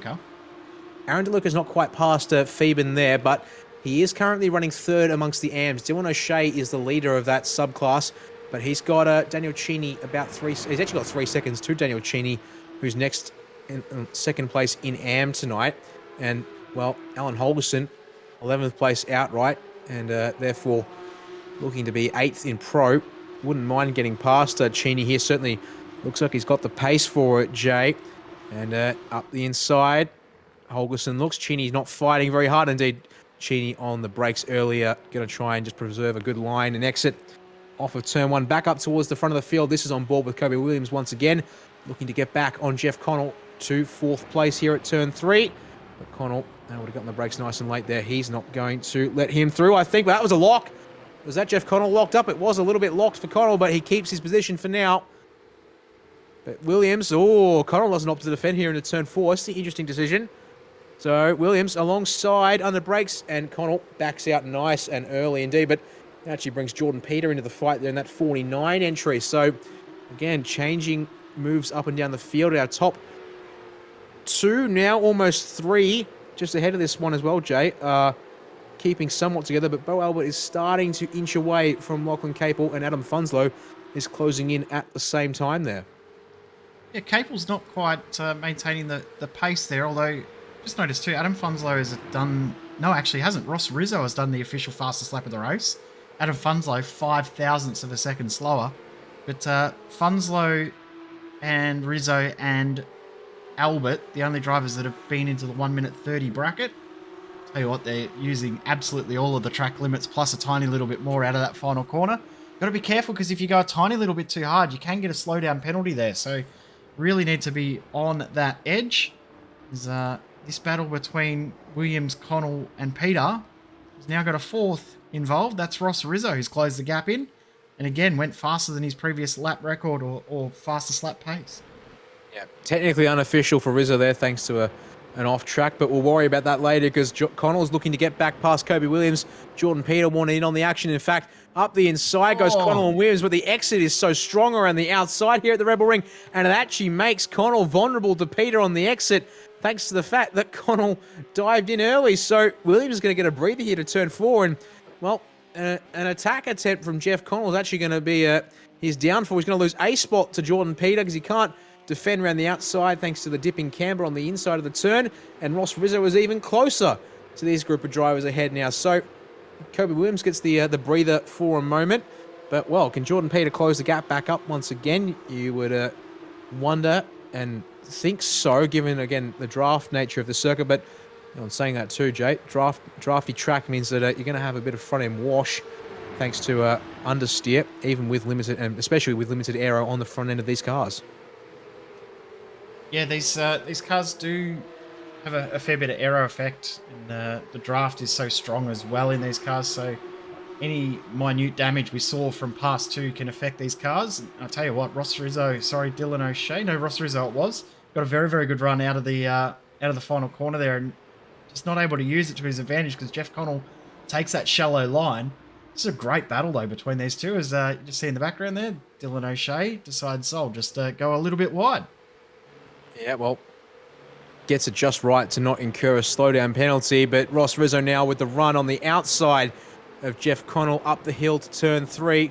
Can he get the crisscross here at the corner done? No, Connell parks it on exit there. That was a good defensive positioning through the turn there, and it makes Rizzo very vulnerable to Dylan O'Shea with the preferred run off of the hairpin there. O'Shea, though, detaches from Rizzo and allows Rizzo to focus on the line into turn 4. So guys are starting to line up once again and keep themselves in check for the most part at this stage. And where are we at?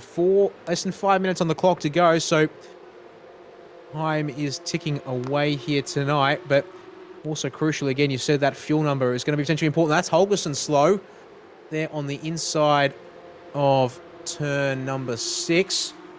And just trying to see there's a decent off-track moment for him actually a moment ago. JIC. Let's go have a look-see on the replay thanks to Virtual Racing School. So down into the turn 4 hairpin, and no, that's unfortunately just a bit wide and deep all by his lonesome in the gravel. Straight ahead. I think just making sure he stays out of the way of the cars behind goes for quite the excursion. Indeed, gets the rejoin done a fair bit later, but quite a bit of track position and time lost as a result. Back to live pitches, 4 minutes on the clock, Jay, and well, yeah, the battling is continuing. Still got the big train of cars up ahead there, fighting inside the top 10. Another pairing that's currently lining up to fight is Timothy Theben and Daniel Cheney for 10th place outright. Theben trying to get past, Theben's in the pro entry of the 888, trying to get past the AM 444 here. Looking for the inside at turn 3 is Theben. He's not going to get it done as we continue to watch Holgerson there in his group of cars, and then switch our attention to Theben versus Cheney, and then up the road once again to Rizzo, O'Shea, and Connell. Joshua Fitz a little bit further down the road, trying to potentially cling back onto the rear of this group, but I don't think that's going to happen at this stage. So eyes here for the next little bit, and curious to see, will these guys need to worry about fuel at all? Because as you did point out, the guys in past 2 made it... Yeah, they made it, some were 14 minutes and some went to 16, so it's right on that borderline. And I mean, the pace that Albert's got at the front, it means that, he's right on which amount of laps we're going to get. We could get an extra lap here. We've still got 2. We might, We've got 3 to go. We've still got 3 to go, I think. We're going to have, I think, 3 to go at the line because, our past 2 drivers are lapping in the 132s and 133s. Past 1 drivers, a casual 1 second a lap faster at the front of this group here. So that will tell you, that just keeps adding up lap after lap after lap. So indeed, hence the calculations that I did earlier there. When you're lapping 31s pretty consistently, you will get 10 laps on the clock for this race. And we're right on that point of maybe getting 11, aren't we? I believe we should still somewhat safely be 10. Here we go. For this Connell's race. Just made Meanwhile, a mistake. He's going to lose that spot to Ross Rizzo. Yep. Up the inside goes Ross Rizzo in the 784. So all it takes, a little bit of a pinch of the brakes and trying to get a bit too deep in there. What it does is give more of a gap to Jordan Peter. And, well, let's look a bit further towards the front of this group, Jay, because Kobe Williams is on the rear of Adam Funslow as well. And there's still a bit of a gap between Funslow and Capel, 1.5 seconds. So looks like Funslow having to switch gears again to the defensive. 1 minute 40 on the clock, Jay. We are going to get the white flag next time by. It will indeed be that 10-lap race that, thankfully, I can do math. So hooray, I guess. This battle we're seeing here between Funslow and Williams, I feel like I've seen this before. This time, Williams doesn't have those cars of Connell and Rizzo right on his tail to potentially steal spot away if he makes an error like he did before. And Jordan Peters done a very good job too. He's broken clear of Rizzo and Connell and starting to break away. So good job from him. But this is going to be an intense little battle here. Front of the field, the top two you would say were pretty safe. Minor a mistake, but Funslow and Williams, this is on. Great drive out of that first corner for Kobe Williams here. So I did a good job off the turn as well, I have to say. But in the draft, of course, Williams is close, but not close enough. He opts to run in behind for now. Jeff Connells had to go defensive from Dylan O'Shea in the meantime. Covers him off just at turn 3 there. O'Shea was looking for the crisscross. Didn't quite get it done. The tap to the bumper as well, unable to loosen up the rear of Connell's car enough to make an issue there. Connell continuing to defend at turn 4. Is he on the brakes enough? He's going to be narrow in, and that might just compromise the exit. But O'Shea puts himself in the dirt. Oh, throws away a chance to continue challenging there. As Williams are on the outside of Funds over turn 5. That's ambitious, but oh, what am I surprised? No shockers there really from Kobe Williams, but Funzo at the inside of 6 can put the power down a fraction earlier. They're going to drag race to turn 7 and 8, but no. Funzo doesn't have the run around the outside. He's going to have to try and crisscross back here at the final 2 turns. Going to be difficult to do because it's not the easiest couple of corners to do a crisscross because of the amount of power you're using the whole way through. Bo Albert picks up the win.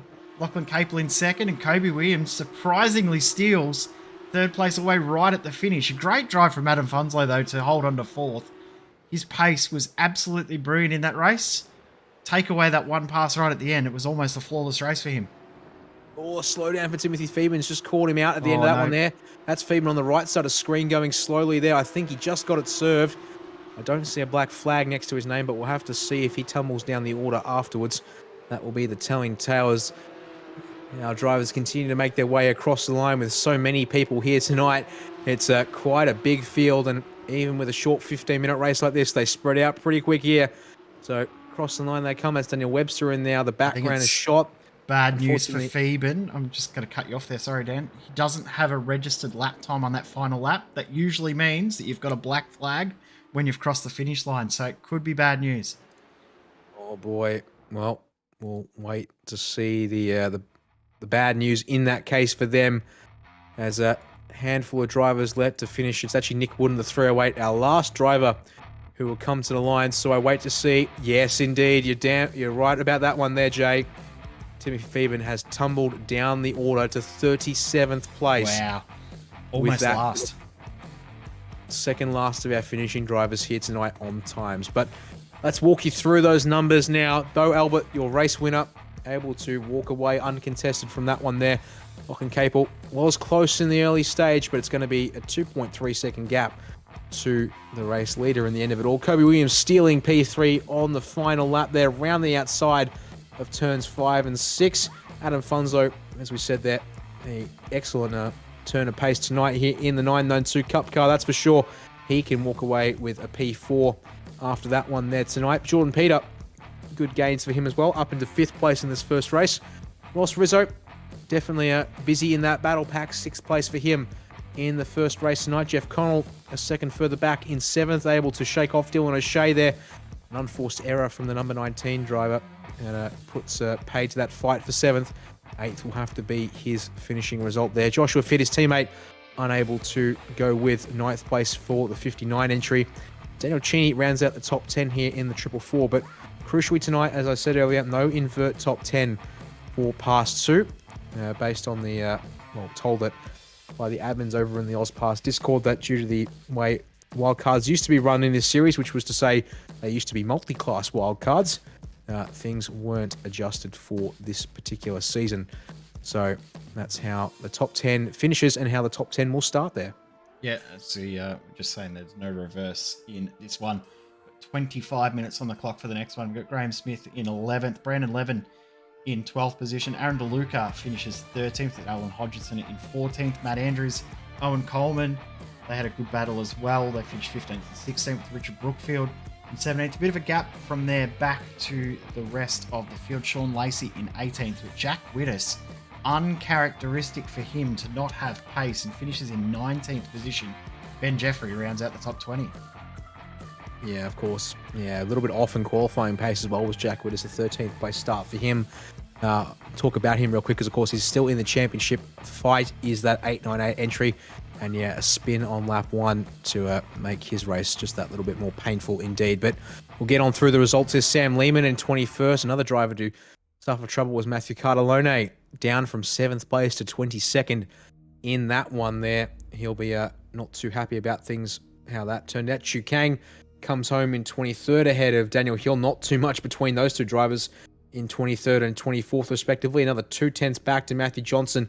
Unfortunately, not quite the result I think Johnson would expect after the way he did so well in the Pro-Am last season. Not quite comfortable in the Cup car, it would seem, tonight. Nick Buxton there in 26th ahead of Adam Jepson for 27th.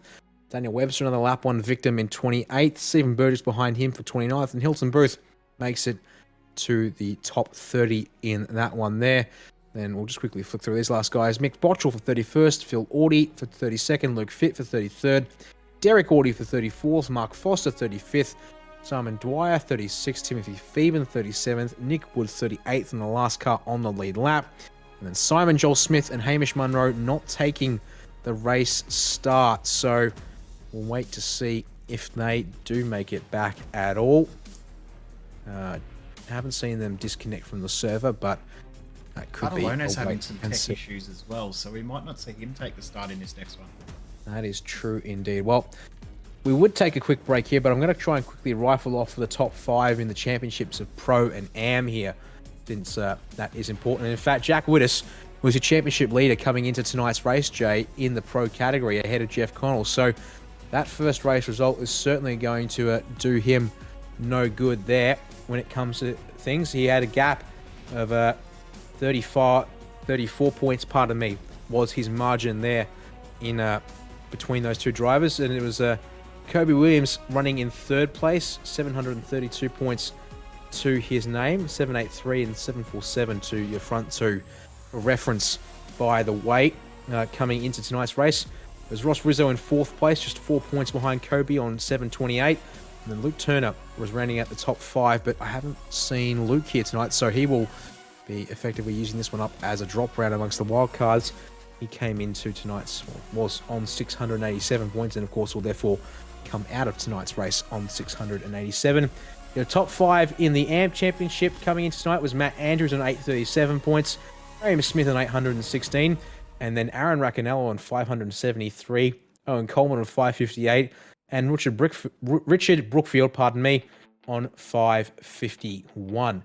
So that's how that plays out. We'll see.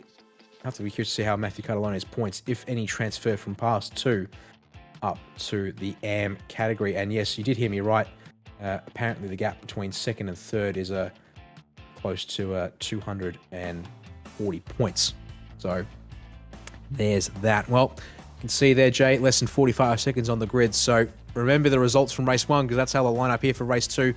I think I might just take a short breather here before we get this one underway. I'll keep talking for a couple of minutes, and the pit strategy is going to be interesting. Of course, we can sort of determine from what we know from race 1 and from Pass 2's race 2 that pit window will open around about 10 minutes in and run for literally 5 minutes. There's a 5-minute window of pit stops.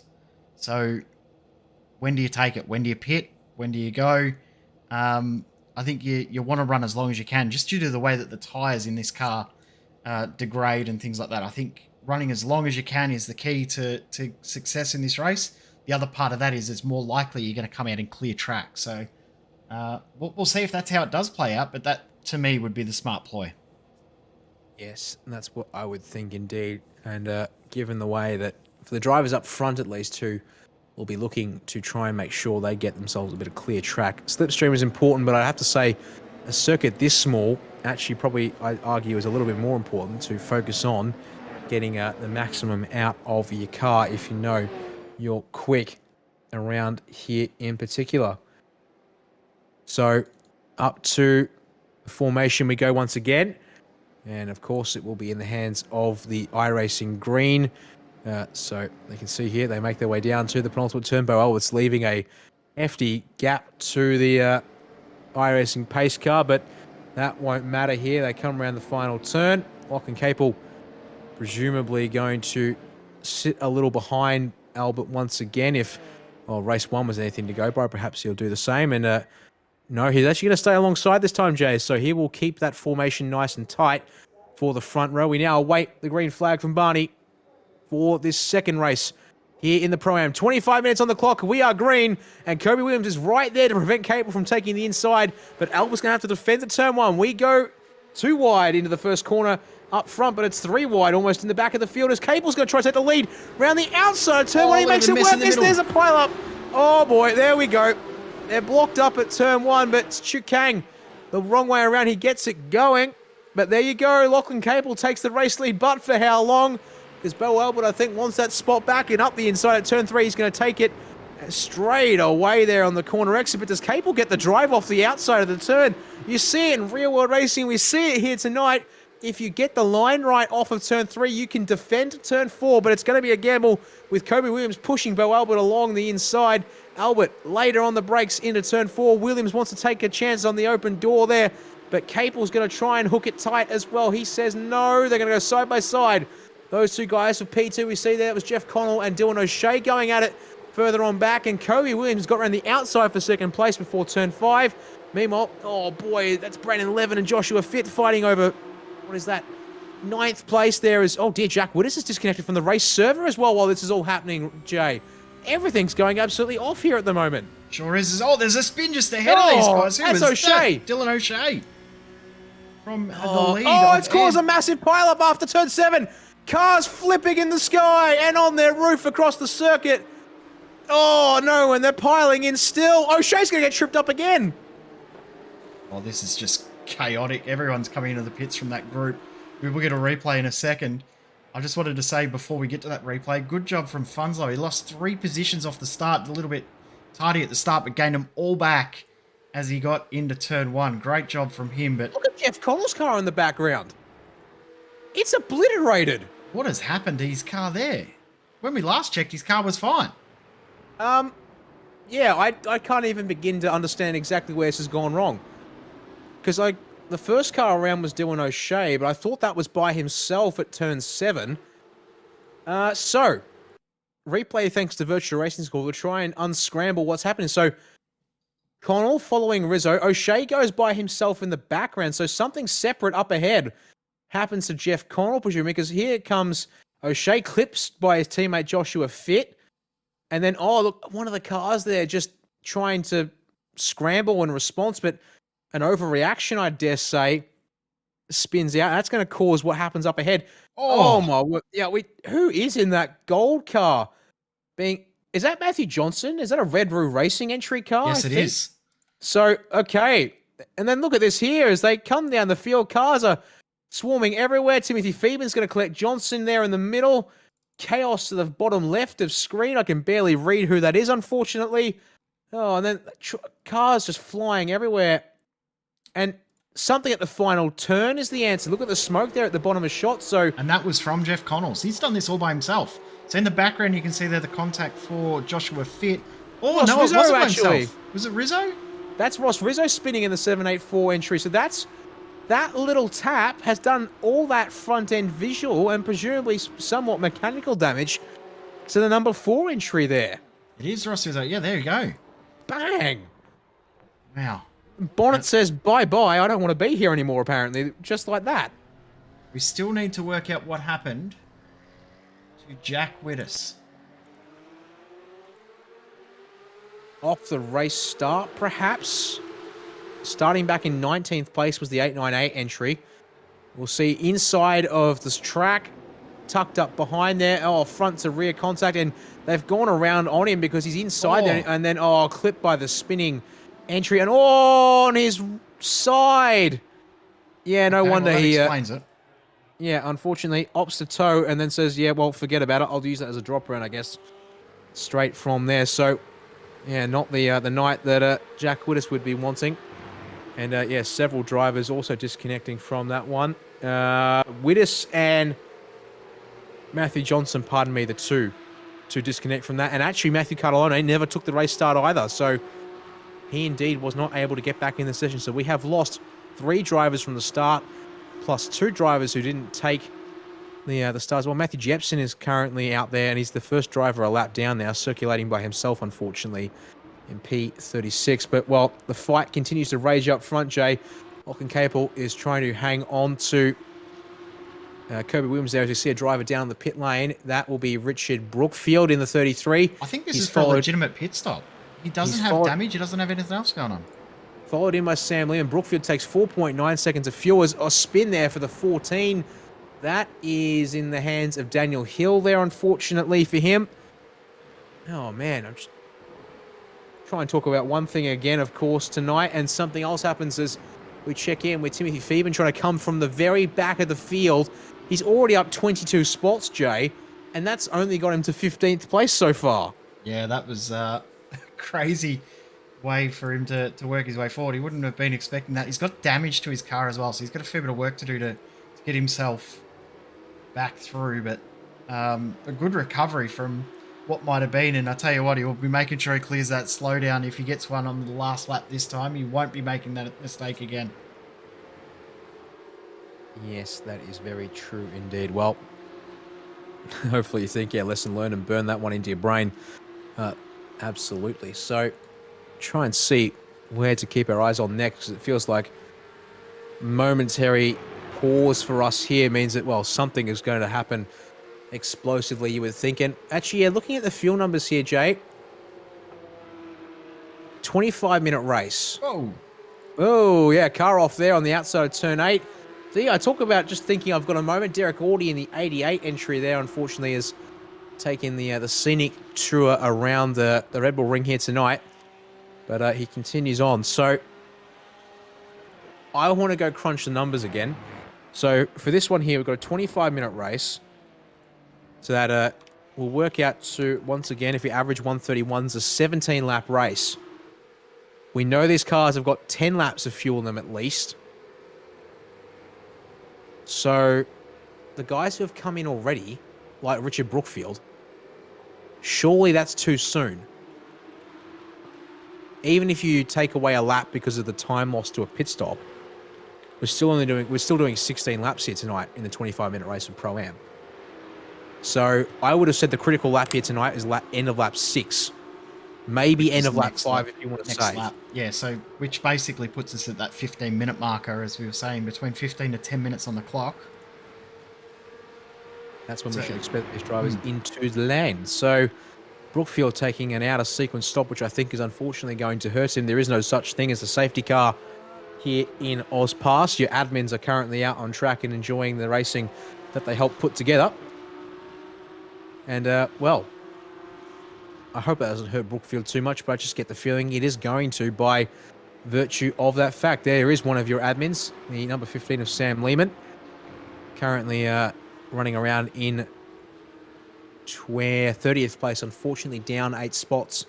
Pardon me, 29th place, currently down 8 spots from where he was starting this one, but we'll check in with him later because this is one of our fights to keep an eye on. Brandon Levin there in the 99 ahead of Alan Holgerson in the 79. They've also got Graham Smith, who's leading the AM class now with O'Shea's mistake at the start of that one here. So it's for 7th, 8th, 9th outright, but it is also 7th, 8th, and then 1st, if you consider the class divisions here, of course. So down to turn 4 they come. Holgerson looking a little racy on the brakes, but he is able to pull that one up without too much fuss there, and not able to press to the attack on 11 this time, though. So they will carry on as they were for a bit longer. Yeah, this driver who I'm surprised is still going and still has pace. Jeff Connell is still running in 6th place. Personal best last time around of a 131.0. Yes, that was also a valid lap. Somehow that car looks visually deformed, extremely deformed at the front end, and yet it's driving quite capably. Still. I'm just wondering if that's just down to cooling, maybe. Car's staying cool. No, I don't really know. He's making stuff up there, but yeah, no, he's doing a very, very good job. Very surprising that that car has pace. So we'll see if he can continue on. No doubt when he comes into his pit stop, he'll be in to get a fast repair.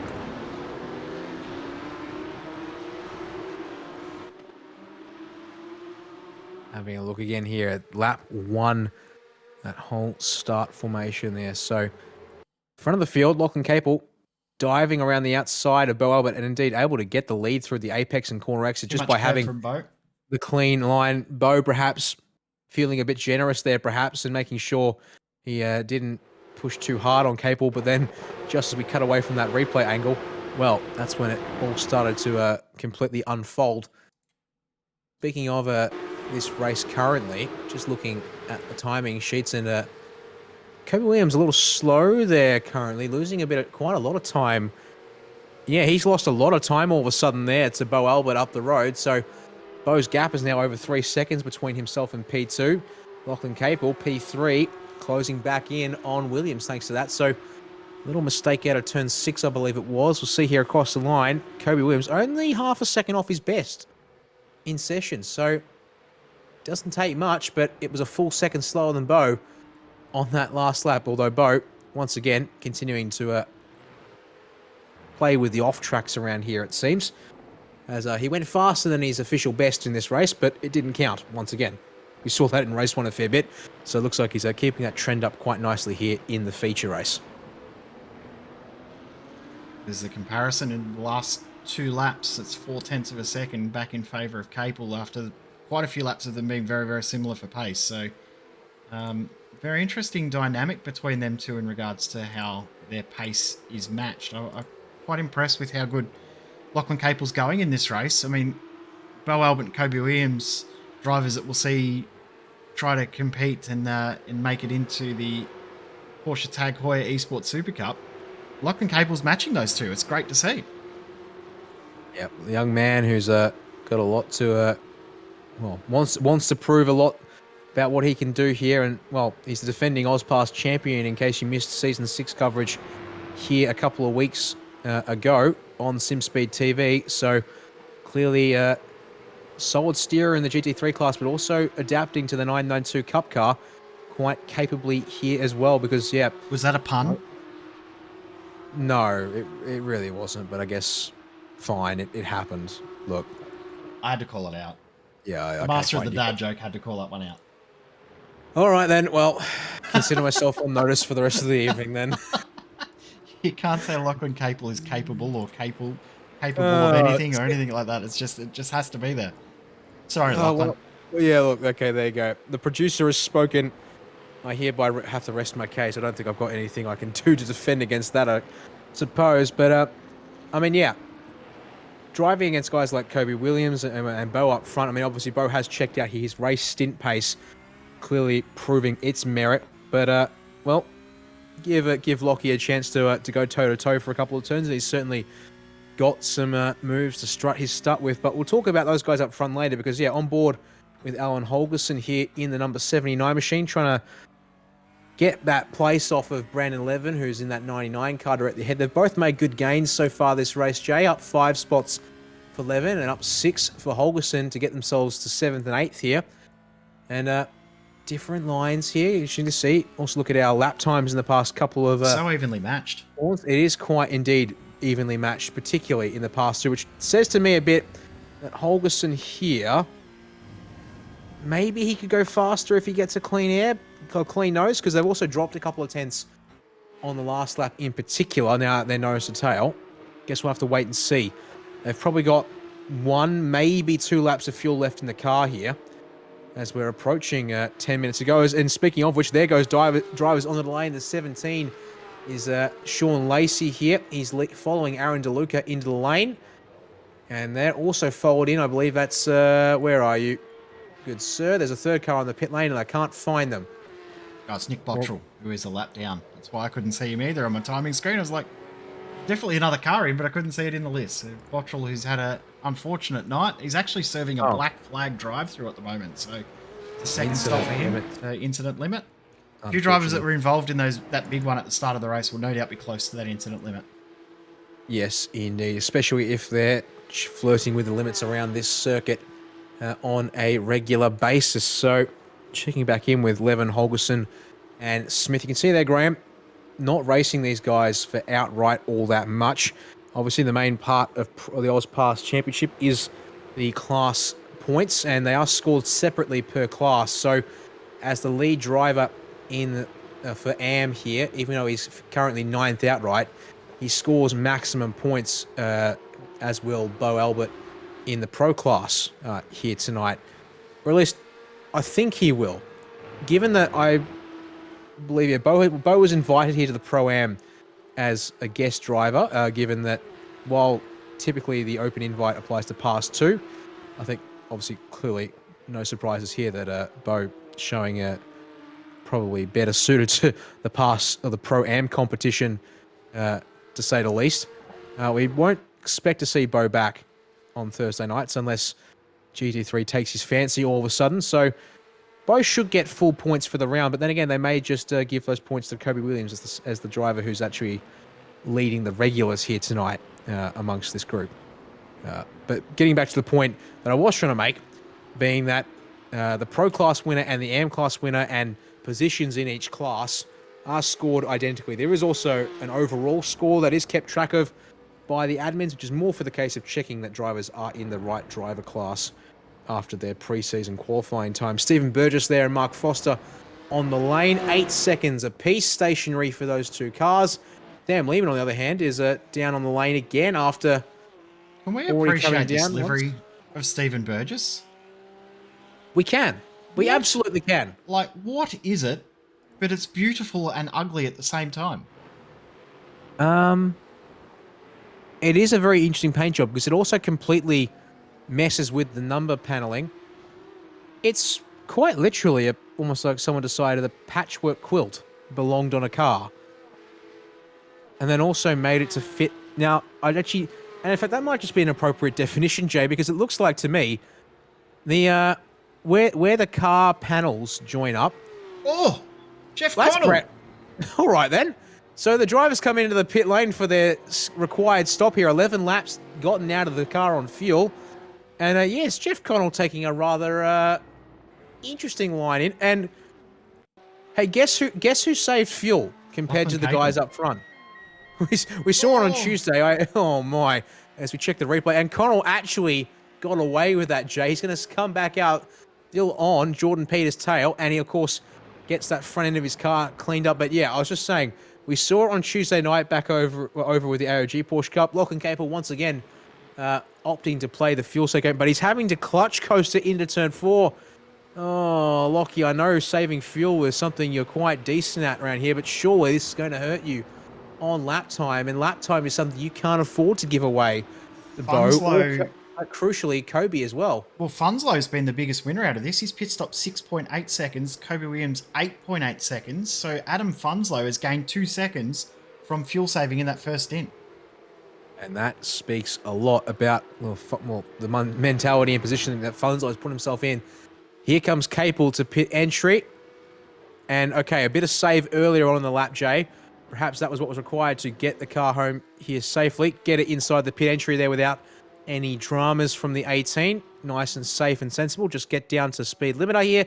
80 kph isn't too hard, thankfully, as a Grand Prix track. Holgerson also makes it 12 laps on his tank of fuel. He will come down the lane, but there's your race leader, Bo Albert, already coming into the penultimate and final turns. Thanks to that long stop from Kobe Williams, he now checks out. Gap of 6.5 seconds. Cable's down at the far end of the pit lane, so keep an eye here on Williams and Funslow. Capel's rolling and Capel's off the limiter already. Looks like Capel look at the jump he's got. Capel's going to have a nice and comfy P2 position here, thanks to that pit stop from Williams, who puts himself more in the clutches of P4. Funslow looked like he had the momentum there to get through out of the final corner, out of the first corner. Sorry, just running a little bit wide and over that curb. You can get very unsettled there as Graham Smith makes a spot up. We've said before that he was just happy and content watching Holgerson and Levin. Of course, he's not really in the same battle, but when you can take the track position away, you do it as much as you can. So Smith in 8th position outright, leading the AM class, and there is your second place in AM, the 33 of Richard Brookfield. The gap between these two is around about 7.5 seconds, so a fairly substantial lead in AM for Graham Smith. Well, Oh, that's good to note there indeed. And whilst we're busy with all this outright fighting here, and looking back here at turn 3, that's the 150 in the hands of Ben Jeffrey. Thinking about a move on Mark Foster ahead, but has to back out of that one there. Doesn't compromise his exit off of turn 3 compared to Daniel Hill behind, so he can keep his eyes somewhat forward, though Hill is certainly nice and close there and could contest, but no, he won't. Watch out, though, for Derek Audie behind in the 88. Looked a little deep on the way in, but pulls it up quite nicely there in that shiny, shiny gold Porsche that we now jump on board with here, Jay. And you can see there, Derek, actually making some good progress this race. Up from 33rd to 19th. Pit stop already complete, so he's in sequence with everyone else around him here. And once again, Richard Brookfield. Oh, yeah, remember that? True, we said Richard Brookfield, currently second in AM class. We still expect him to owe us one more pit stop. Yes, here. You're right. Remember, he did pit on lap 1, or lap 2. Lap 3, yeah, it was. So, I mean, he could be doing a mega fuel saver and make it, but it's going to be unlikely. We're looking at everyone doing maybe 6 laps on this tank, probably 7 laps on this tank. So, he's 3 laps short, effectively. It's going to be a tough ask for him to do that, but we'll see. He has been known to be pretty good in the fuel saving races before. We've seen him in the TCR do a good job of fuel saving, so we'll see if he can do that. There's Stephen Burgess, 3rd in class. Hilton Booth in 4th in class. And then the battle we were just watching, Ben Jeffrey's going to try and get himself ahead of Mark Foster.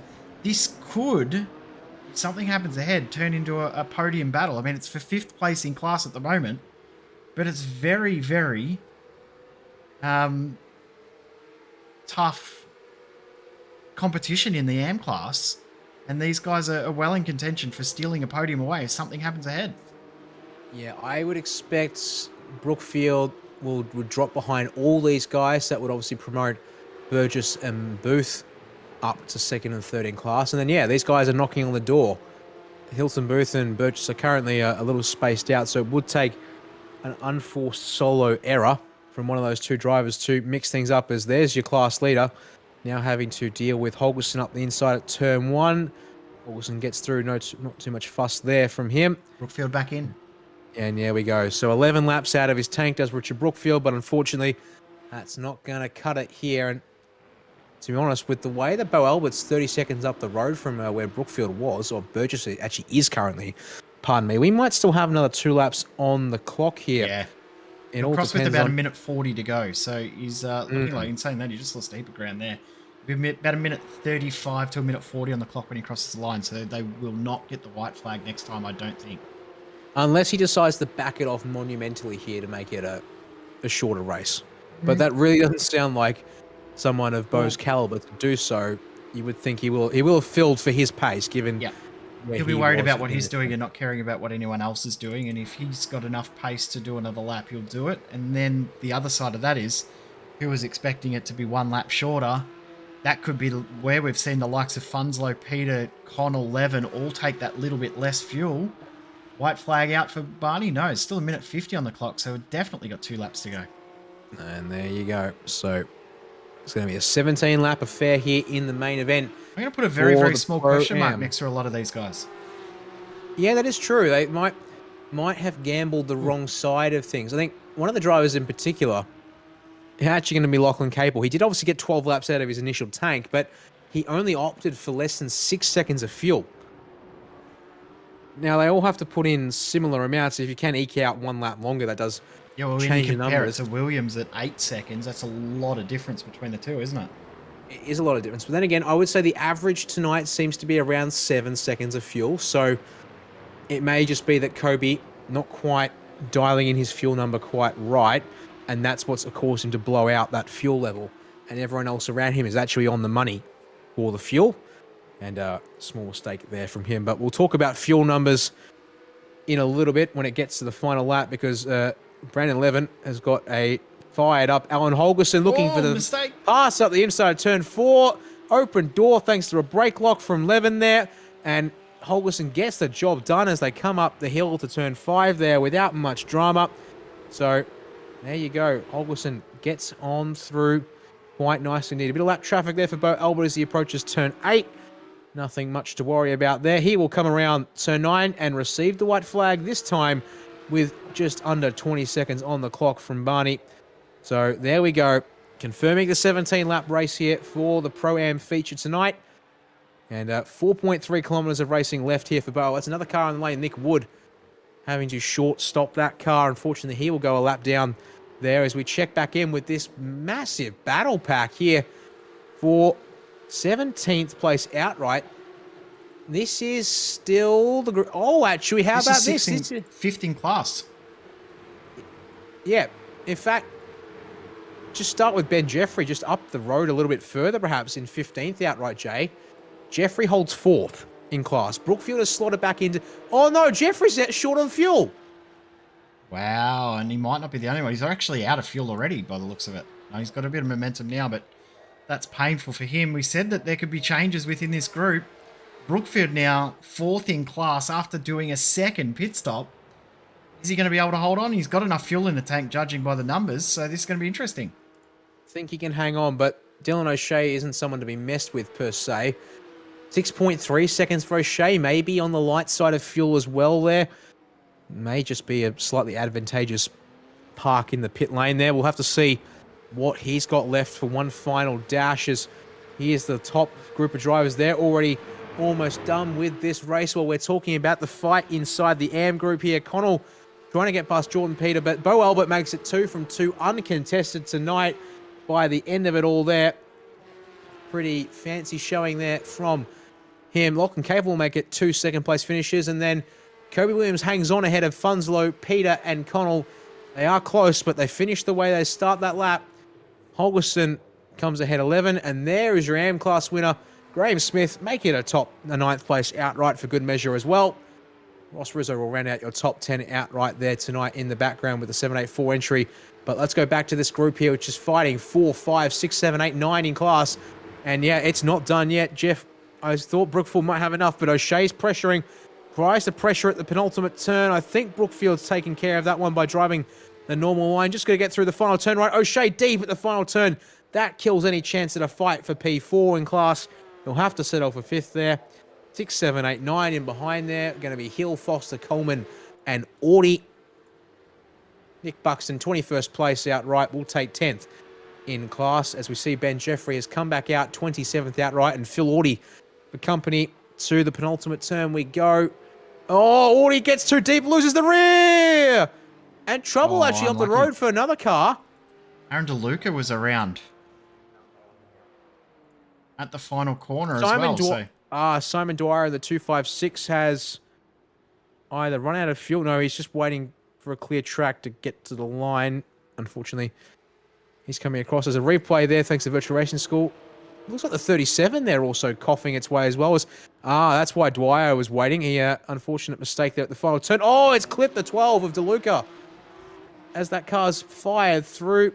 Maybe a slowdown for DeLuca as well. So on board with the number 12 entry. See Dwyer, the 256, a lap down, unfortunately. Slides across the track and, oh no. That's unlucky. Collects DeLuca. That's a slowdown for the number 12. So has to clear that one there before he gets to the line. And then looks like he just hangs on ahead of Chu Kang in the 37, who was the next car across the line. No, Sam Lehman's pipped in. Yes, Chu Kang 200s back from DeLuca.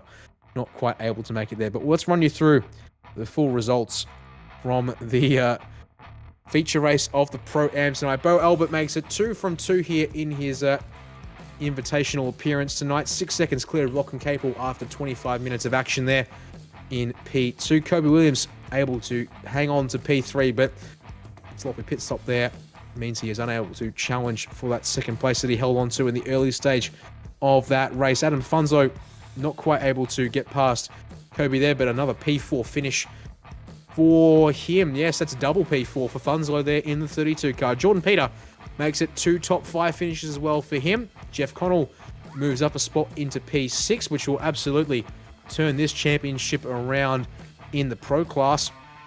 Alan Holgerson, a good night for him, brings it home in 7th, up from 14th in race 1. Brandon Levin also moves forward from 12th into 8th there for the feature. Graham Smith, our AM class winner, brings it home inside the top 10.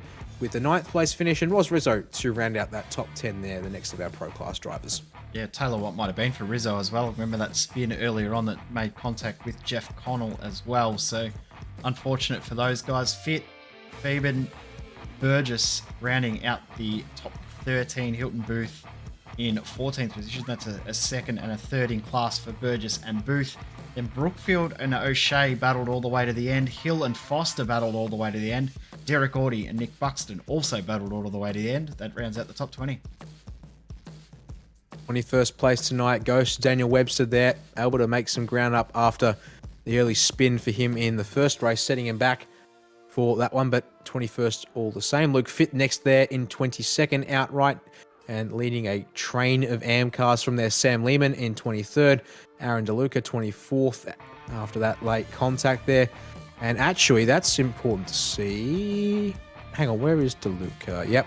Ben Jeffrey 25th, Sean Lacey 26th, Owen Coleman 27th, then Phil Audie up to 28th, yes, and Chu Kang actually getting a penalty that didn't get cleared across the line. So there's another driver, Jay, not getting the slowdown cleared before the start-finish line tonight. I thought that car looked a bit funny across the line, but yep, he pays the price and drops down the couple of spots there. And then Daniel Cheney, the first of our lap car drivers, to bring it home in 30th outright. Your other lap drivers are going to be Matt Andrews in 31st, Nick Wood 32nd, Nick Bottrell 33rd, Simon Dwyer 34th, all 1 lap down apiece. Adam Jepson 2 laps down for him, unfortunately, there in 35th. And then our retirements from this one, Matthew Johnson in that early monumental sky-high, quite literally, pile-up. Does not finish the race, 16 laps short. Jack Wittes retires after being left on 2 wheels at lap 1, turn 1 there, and scores as 37th, but no points for either of those cars due to the minimum distance rule here in AusPass, which will certainly upset the championship. And then Matthew Cardellone, Simon Joel Smith, and Hamish Monroe all not starting that second race. Well, now that we've run through those results there, Jay, time to have a quick chat with our podium sitters from this one. And first up, Bo Albert. Clean sweep for you tonight, Bo, here on a guest appearance for the Simrics.com AusPass, thanks to the 992 Cup car.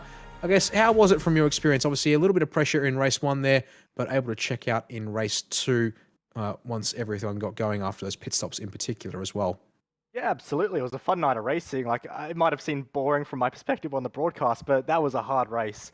Especially race 1, obviously had Lockie Capel behind me, a very talented youngster. Yeah, kept the pressure on me. I couldn't make a mistake. So that was a lot of fun. Race 2, obviously had Kobe in the mix as well at the start.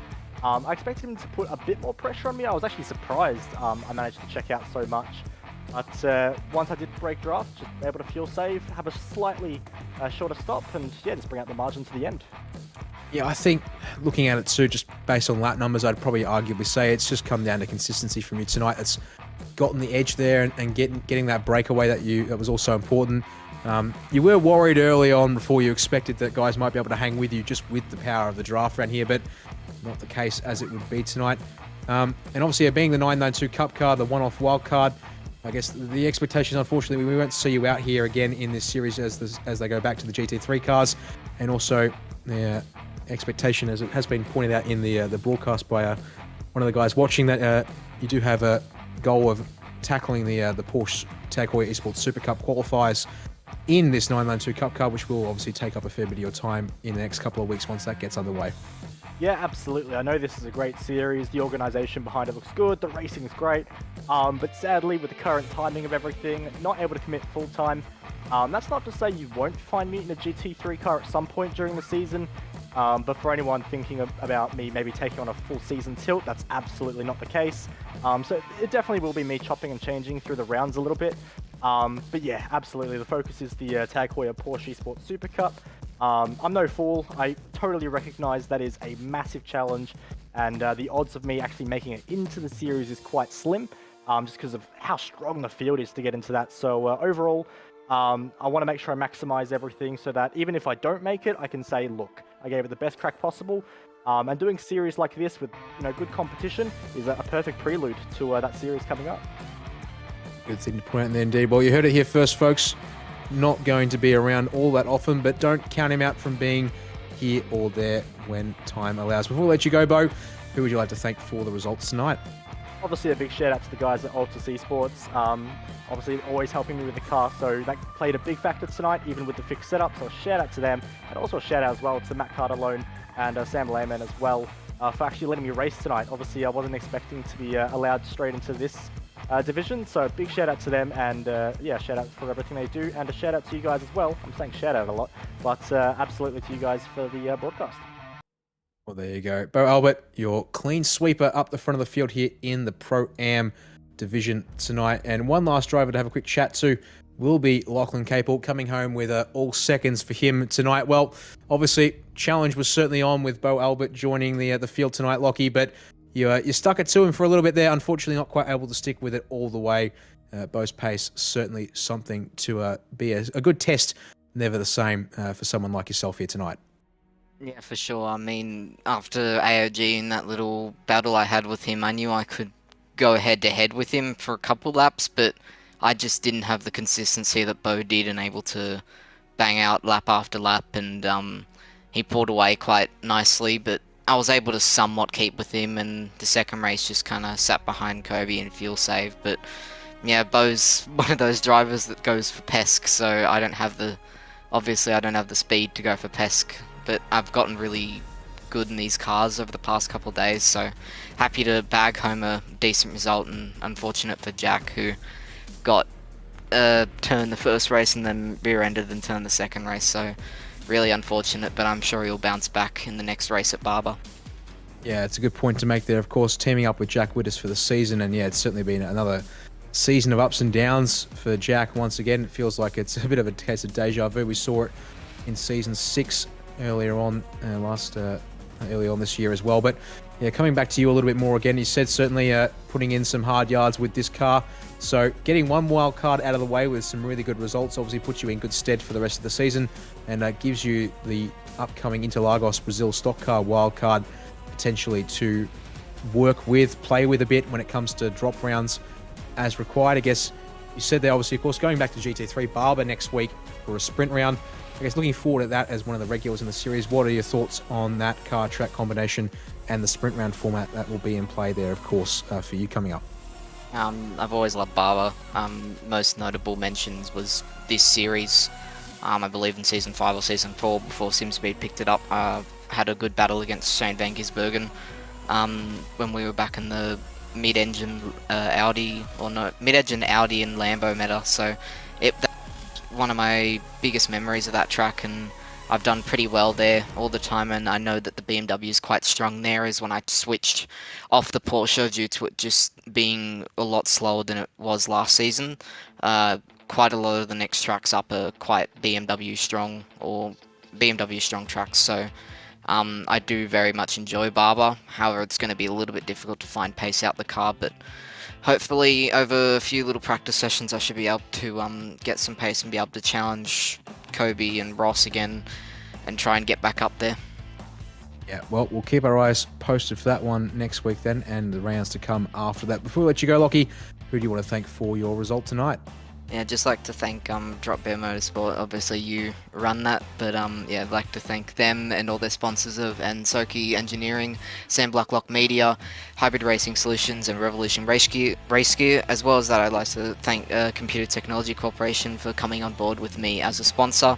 It's my dad's company, and he's helping me out in my racing journey by sponsoring me and funding some of the projects that will be upcoming and all the practice sessions that I'm able to do. So big thanks to him, as well as all the guys, and especially Bo, who came to jump in after having a good chat with him past few days. So shout out to him as well. And yeah, I think that's about it. There we go. Second place all round for Lachlan Capel. Look forward to seeing him return to the Pro-Am and GT3 competition next week. And, well, let's have a quick look at it once again. Of course, Barber Motorsports Park is going to be our venue for the action next week. The famous little spider there on screen now, of course. Same time, 7:40 p.m. Australian Eastern Standard Time will be our start. Past 2, of course, will be up first. 25 minutes of racing for them. One race only. as well, and then we'll get into our sprint round, 10 minutes plus 40 minutes for the Pro-Am J, and well, should be a pretty fun race to watch. High speeds, high cornering speeds in particular around Barber will mean that it's going to be quite an interesting test of man and machine, especially with the fast stuff and the risk of being able to lose the car pretty easily if you get the line wrong through those kind of corners. Goodness me. Have I mentioned that this is one of my favorite tracks? I'm pretty sure I have, but if you haven't heard, it's one of my favorite tracks. It's so underrated. It's a brilliant track. I wish we saw it on the schedule a little bit more. It's going to be very, very fun. It's tough to overtake. It is very, very narrow, but if you play it smart, you can get yourself through. You can force errors from your opponent. Forcing an error out of your opponent, though, is not easy in this series, so it's going to be very, very interesting to watch. I cannot wait. Well, pit strategy will certainly play its part. We can expect at least a pit stop from our past two drivers. 2 stops in the feature race for the Pro-Am next week, so that might just be the way drivers get their moves done in those races next week. Before we go, once again, a big thanks to all of the partners that make the Oz Pro-Am Sim Series possible here for its 7th season on iRacing. Of course, Simrigs.com, the title partner of this series once again, along with Phoenix Smokers, Computer Technology Corporation, Echuca Toyota, and Index Designs, all playing their parts in the background as well. Big thanks to each and every single one of them. And a big thanks to each and every single one of you joining us on the broadcast here live, or if you watch it back afterwards on the SimSpeed YouTube channel. My name is Daniel Yeaman. It's been Jay Kennedy alongside me in the production box. It's good night from us for now, but we're back tomorrow night with V8 Scop supports, and things are going to get busy. We've got a full weekend lined up for you here on SimSpeed TV, so make sure to get back with us tomorrow night when that action kicks off then. Good night.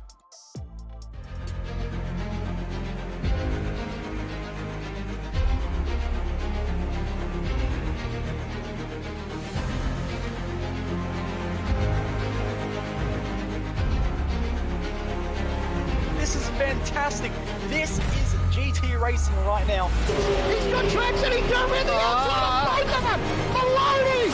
Oh, he's taking Anderson. Anderson's up to him. Oh my God.